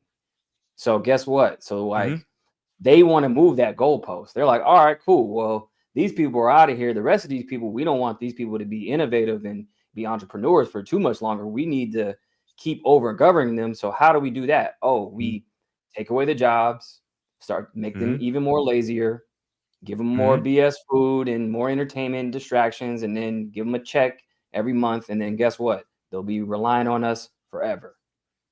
Yeah. And there's a show I want to do with you maybe sometime next week or whatever, where how Kathy Hughes, who's the fake owner of Radio One, how she's over every every single black media company in America, but she's not the owner. You know who's the owner, right? And they prop her up as the owner to make it seem like, oh, black own this, black own that. But just like BET is Black Entertainment Television, and the owner isn't black, but they Right. still push it as black entertainment, right? So the thing about it is they put black faces in front of us, and then they pay people like Ricky Smiley, Steve Harvey, and these are Q's, Q dogs, which is a part of the agenda. And they push gay shit just subliminally. So next thing you know, they're pushing women to be strong and independent so they don't want or need a man. And then they push like Ricky Smiley be wearing dresses and shit and acting like a woman all the time. So people like Ricky Smiley, paid by Kathy Hughes, is pushing low-key gay shit where it's pushing men to be more feminine, more effeminate, more feminine, and more lazy. So now the women don't need men, and and guess what? Nobody's gonna have babies. Yeah, and then that's what's happening right now. Like the birth rate is actually declining. Like even Japan right now, they have a major crisis right now going on with the birth rate. More people are, I'll say, going to sleep than being born. Yeah. So that they're even, literally paying people to come over there to go have babies with the girls. So this is a real thing. Like even here, this is what even Elon's talking about. And I'm 50-50 on Elon. I'm not sure about Elon anymore. I'm trying to see what he's really about. But even Elon, he's always talking about that, about the birth. That's why he got like 10 kids, 12 kids. I don't know how many kids he got, but he thinks that, this is a real problem now, because if we keep going in this direction, then the population is going to continue to decline and then just, cease to exist. Because what's happening is like all the effects of the food and the air and all this stuff, like even you beat cancer, but a lot of people don't. But it's like a lot of this stuff is taking people out. So it's like when it comes to like, like the birth rates and all that stuff, it's like it gets harder and harder. And that's the thing, like it's even harder to own a home and all this other stuff, because people got to work all damn day and not even build a family. And then like how you said, like how they were, propping, women up to be like the male figure and the strong, like that is damaging the family unit. Yes. So that's what's happening. So you put all that in the pot, and then you have, a disaster like of birth declines and everything else happening. Yeah. And here's another video about Elon, but check out what he says. And I totally agree with him, because I actually talked about this a long time ago, how birth control not only affects a woman's hormones and it deteriorates her inner walls, but it makes women pookie pickers. Did you know that? Interesting. The reason why women are so terrible at picking men partly is because of birth control. Interesting. Okay. If you wonder, I'm sure you see plenty of times like, yo, what the hell is she doing? She's beautiful, she's smart. Why is she with Pookie? Right. Well, women are Pookie pickers because of birth control. And I said this a long time ago, so I'm not going to give Elon Musk no credit because I said this, but he's famous, so he's going to get all the credit. Check this out. Okay. Hormonal birth control causes depression. Are unaware. A lot of women are unaware that hormonal birth control causes depression, dramatically increases risk of suicide, and changes their preferences on who they want to marry or have kids with. It changes their personality. And not to say this on the box, by the way. Caution me. And I'll say it again. Well, I'll say what he just said again. It says it on the box. Change your personality? Yes. If the warnings has significant risk of depression, significant increase in suicide, and will make you want to go out with people that you don't actually like. Wow.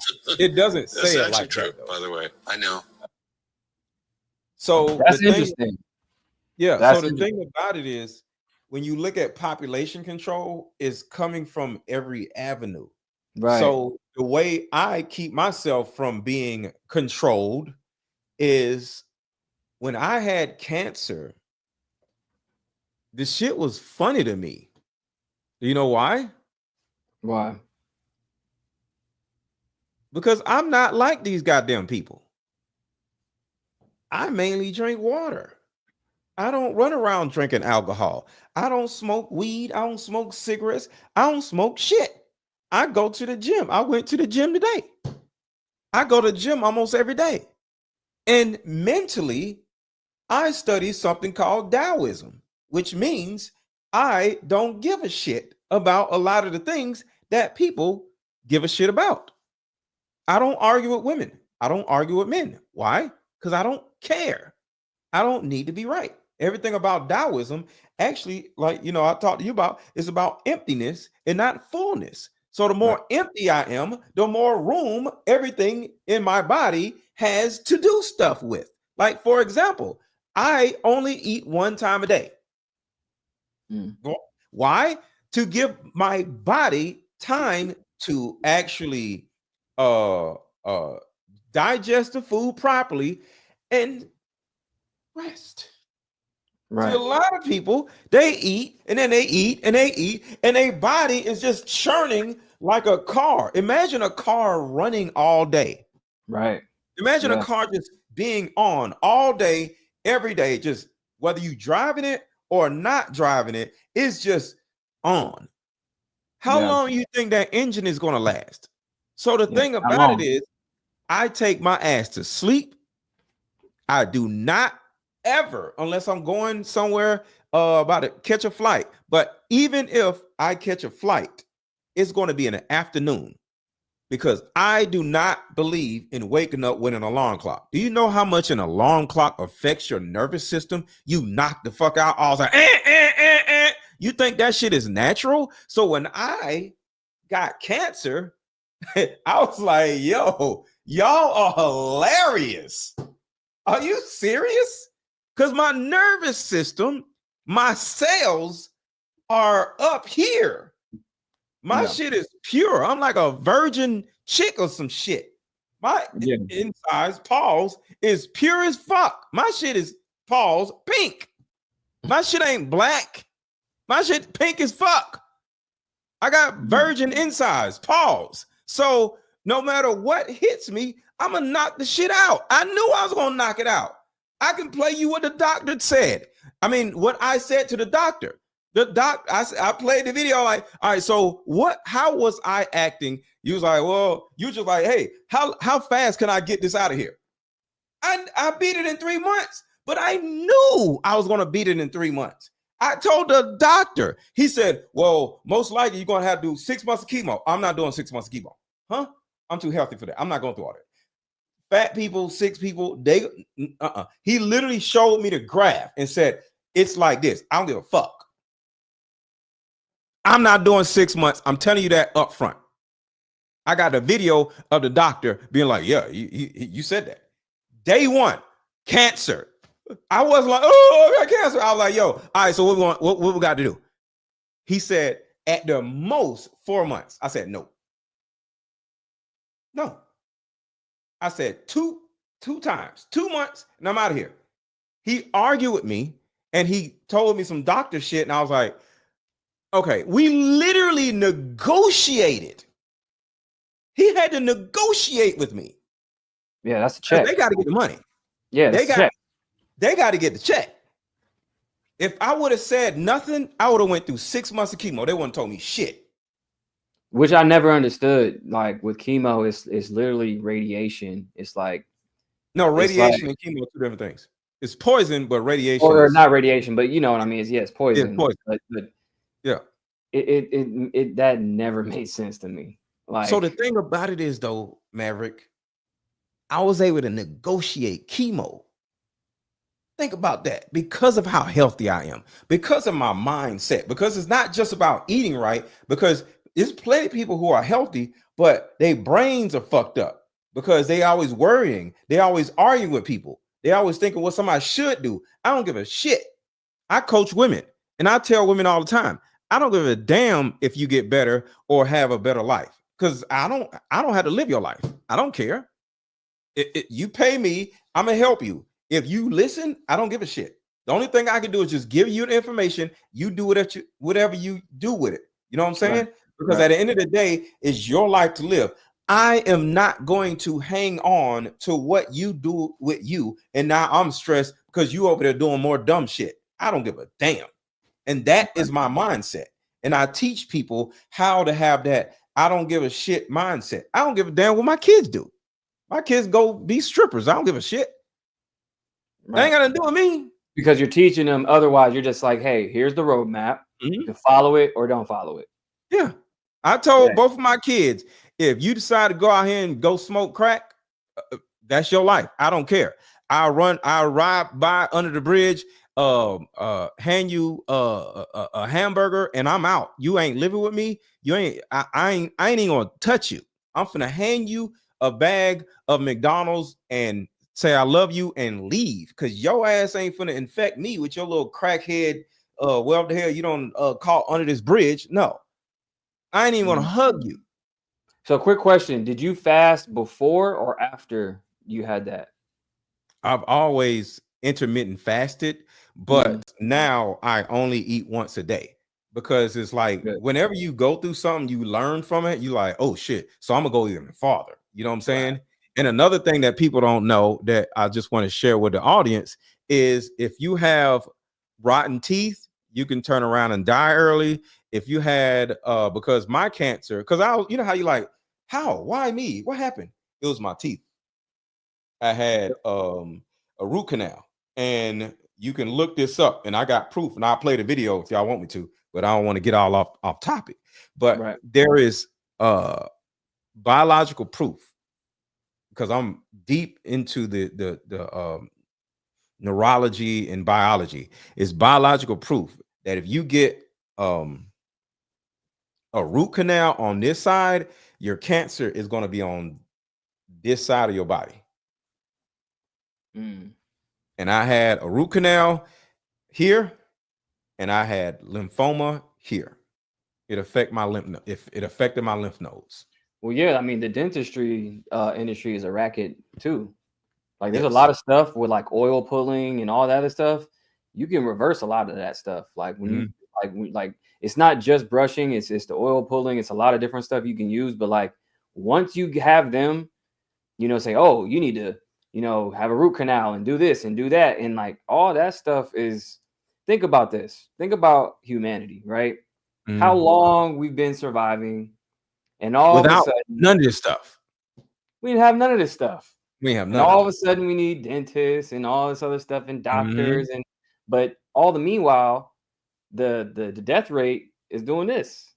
So, does that make sense? We have all this technology and all this information on what we do and what these professionals, but we're still going up in the death rate. But way back in the day, when we had none of this stuff, like people were just living just fine. So it's a racket. Yeah, when you look at birth control is a racket. All of it is a racket. Like women do not realize that birth can see. I went and got a vasectomy. You know what I'm saying? Just the single motherhood thing, all of it is all mixed in with each other. Diddy, single motherhood, all of it. That's why I love talking about all these things, because all of this is attached to everything else, because everything is meant to kill you. And sadly, the government is trying to get rid of you while nature is keeping you alive. Trees sit there in order for you to be alive. There's no other purpose of trees. That's a fact. You know what I'm saying? So nature is literally doing everything it can to keep you alive, and the government is doing everything it can to do the opposite. That is a fact. That is a Snapple fact. That's that's literally what it is, because everything, if you think about it, everything natural, holistic is there to help you. Like how he said, like with the trees and, like that's why you got to take black seed oil and sea moss, like all this stuff that's natural keeps you alive. The rest of the let's get you out of here. You have to deworm yourself. You have no idea how many worms are, because you eat something, you guaranteed to have parasites. And the worm type of parasites, they are engineered to live in animal bodies and human bodies. So they can survive your stomach acid. So you have to take certain things that that can deworm yourself. You know what I'm saying? Right. Yeah. They when you have cravings, that's not you craving it. That's the worm. It's the worm. It's the parasite actually craving it. So when you have like sweets or whatever else you're craving, you don't crave that. Your body doesn't need that. So think about it. Your body doesn't crave what it doesn't need. That's the parasite craving it. Well, I'll say this: your brain does crave what it doesn't need because it's a neurological thing, not a biological thing. Because this isn't specific science, but I want to make it simple. Okay, so when this is how I gave my kids the sex talk. So this is simplified neurology. It's not like this, but it is like this, but it's simplified. So I don't want nobody to quote me like, "Whoa, actually, it's simplified neurology." How I told my kids about sex is, how often do you have to pee? They said, I don't know, every day. Okay. If you don't pee, what's going to happen? Don't it feel good when you pee? Yeah. Okay. You got to take a dump? Yeah. Okay. What about eating? Yeah, I want to eat. Does it feel good when you eat? Yeah. Okay. What about sleep? You got to sleep? Yeah. Do you feel bad when you sleepy? Yeah. Do you feel good when you sleep? Yeah. I say all these things are connected to your brain, and there are nodes in your brain. So you got, to a certain degree, 4 nodes, right? Sleep, shit, pee, and food, right? Those are the 4 main nodes. And this is simplified neurology, y'all. So I know it sounds crazy, but it's simplified neurology, just trying to make it simple for anybody, because I believe your information has to be easily able to be explained where a 5-year-old or a 5th grader can understand it. All right. So it's 4 nodes in your brain: eat, sleep, eat, sleep, shit, and pee, right? And what if you start having sex and you now have another node in your brain that causes you to want to have sex with another person, just like you got to eat, sleep, and shit, right? Do you want to have that burden on you where you now feel the need? Because the need to sleep is a lot, right? She's like, yeah. The need to eat is a lot, right? Yeah. You get mad when you ain't had no food, right? Yeah. Okay. Imagine you start having sex. Now you just grew another node in your brain. Now you got another burden. Now you got to have sex. And what if there's nobody to have sex with? Now what you going to do? Now you're going to look like a hoe, and you're going to go out there and have sex with some random dude behind the apartments or whatever, because you got to have sex. And now everybody run around calling you a hoe. And you just did this to yourself, because it's not about being a hoe. It's about growing that 5th node in your brain that you didn't even need. And next thing you know, they like, so now do you want to have sex? No, because it's about the burden of now having to want and have sex. And if there's nobody to have sex with, now you're going to go do some hoe shit. And my kids is like, both of my kids waited until their mid-20s to have sex, because they looked at sex as a burden. I'll call my daughter right now. One of my daughters thinks sex is a burden now, and she's grown. So the thing about it is,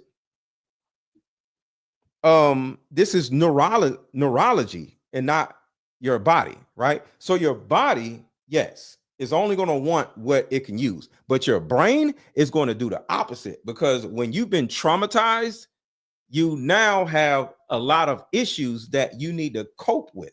And doing drugs, smoking weed, popping pills, having random sex make you feel good, and it helps you cope with whatever's going on in the back of your mind. And the part of your brain in the back is called the amygdala.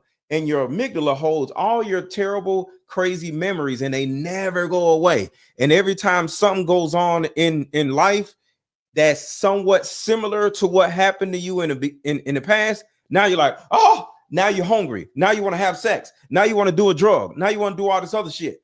You know what I'm saying? Because whatever it is that you was doing when you was a kid, like you eat a cookie every time your parents was arguing with each other because the cookie made you feel good, right? Now your cookie could be Adderall or crack or something. You know what I'm saying? So now that's where self-regulation comes in at, because yeah, like you said, the difference between the mind and the body, or the brain and the body, versus what the body needs versus what you think you need.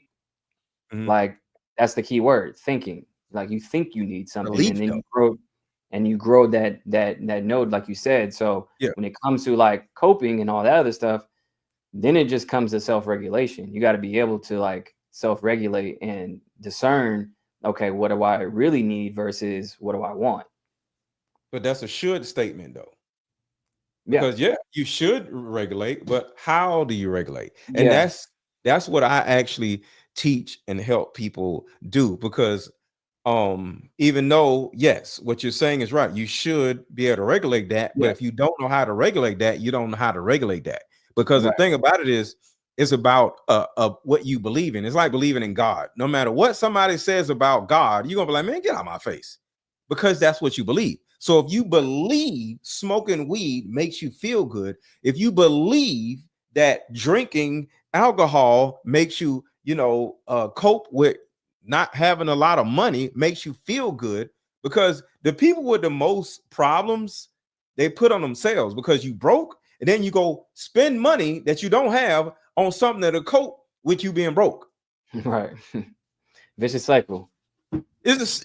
You're broke and you're going to take your last bit of money and go buy something to cope with you being broke instead of you just being broke. Right.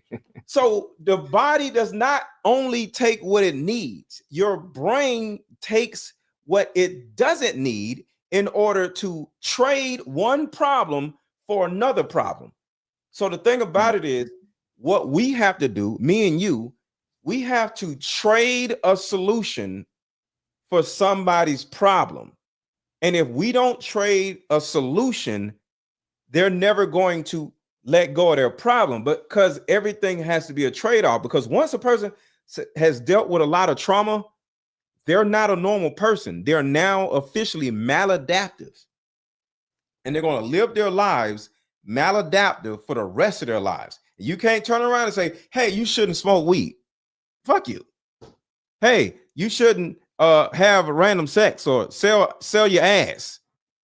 There's something called 304 TikTok.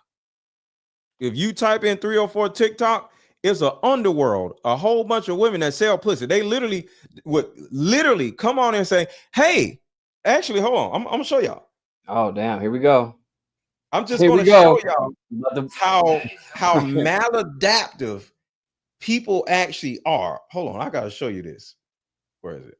Yeah, it sounds crazy. This sounds like the in and out thing. It is. Oh, hold on. Listen to this. Listen to this. This is crazy.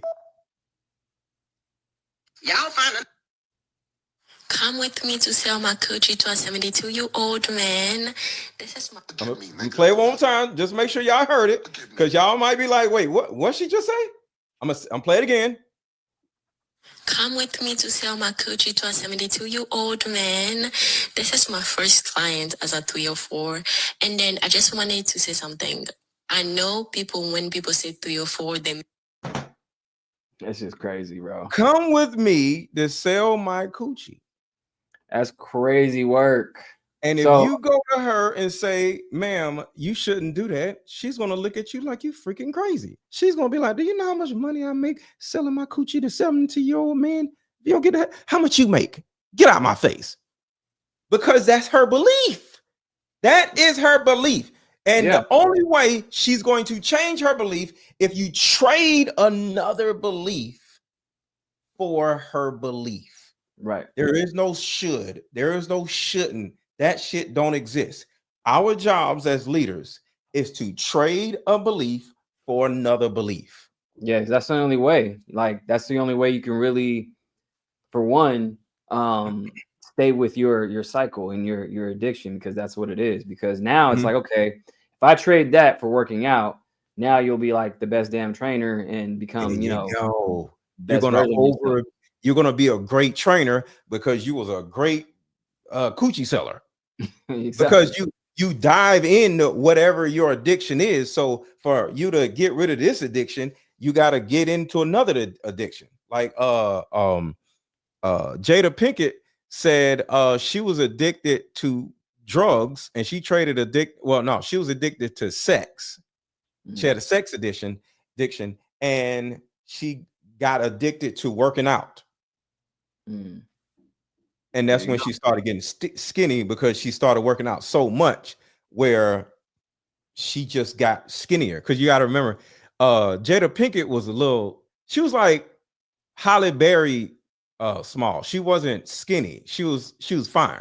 Right. But she had a sex addiction when she became famous. And she traded sex for working out. And she overexerted herself on working out. And she started losing weight. Right. Look at Ice Spice. Most likely, Yeah, Ice like, Spice. man, did she on Ozempic? Like, what's going on with her? No, I think she traded whatever her addiction was for working out. And I personally think she's just overworking out. Yeah, she overdoing it.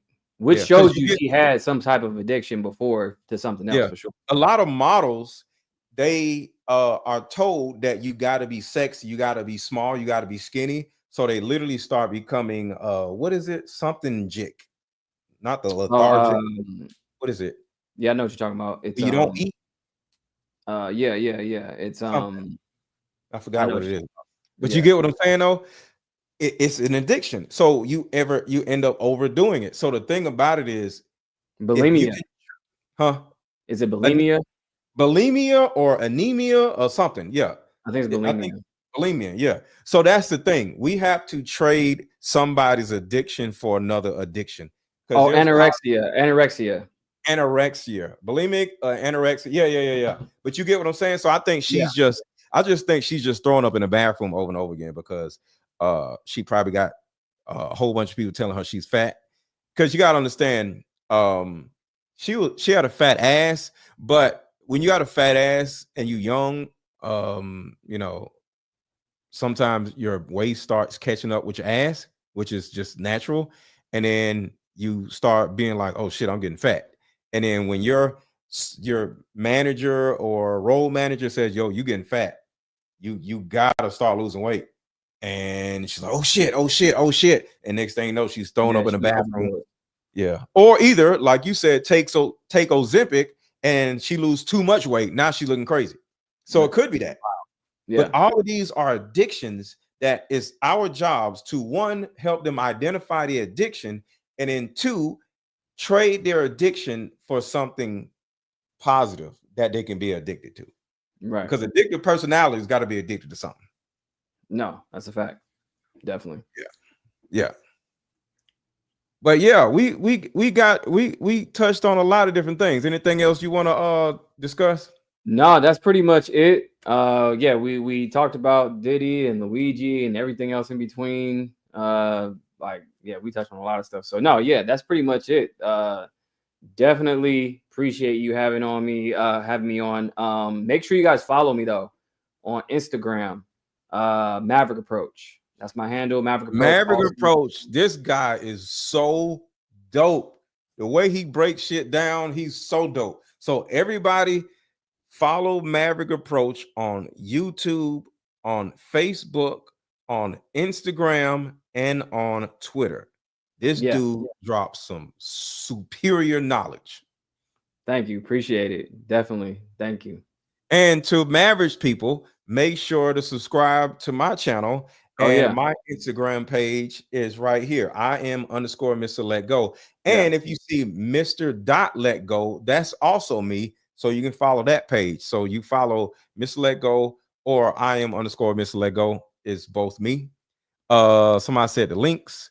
I'm not good at links. So shit, I ain't even that's his Instagram right there. That's his Instagram. And if you just type in Mr. Let Go on YouTube, that'll come up too. Yeah, it'll show up. So just type in Mr. Let Go and type in Maverick Approach, and you'll easily see either one of our Instagram pages or YouTube channels or whatever. So type in Maverick Approach wherever you're at, or type in Mr. Let Go wherever you are, and you'll see either one of us. And I try to make sure that my avatar is always the same. So it's a red avatar on any of the social media platforms except for YouTube. Yeah, same here. So you'll see my same avatar. I don't change it. All right, y'all. So I'm gonna play a couple more videos. So if you want to hang out, you can hang out or whatever, but I don't want to take up all your time or whatever. But yeah, I'm gonna head out. I'm gonna head out for sure. But right, no, cool, yeah, cool. definitely appreciate it, man. We'll definitely we got some stuff coming up. Me and Mr. Let Go. We got some other stuff. I don't want to give it away yet, but yeah, we got some stuff. Make sure you follow us so you can watch out for those alerts for sure. But stay tuned for that. All right, y'all. So we are really about to work on something, just like kind of like what we was just explaining. If you enjoyed what we were explaining, because I believe in helping the community and not just talking about stuff, you know what I'm saying? So we're going to build together, because he has something super dope and I have something super dope, and they're different. And both of us working together will easily become extremely valuable to anybody watching. That's a fact for sure. So yeah, All make right. sure y'all stay tuned. But yeah, appreciate it. I'm gonna catch y'all later. All right, brother. Peace. All right, talk to you later. All right, y'all. So let's get into these videos, because a lot of people that follow me love to watch the videos. So let's get to it. Same thing, but we didn't get a chance to get into the videos. So here we go. Confessed to taking out Brian Thompson, and people are asking why. To find the reason, the most important thing to know is who this guy is. Brian Thompson became the CEO of United Healthcare in 2021. This is the largest health insurer in the US, with about $300 billion in annual revenue and 400,000 employees. Now, the health insurance industry in the US is generally controversial, but United Healthcare had a serious scandal of their own. They were using an AI system called NH Predict to process healthcare claims. So this NH Predict is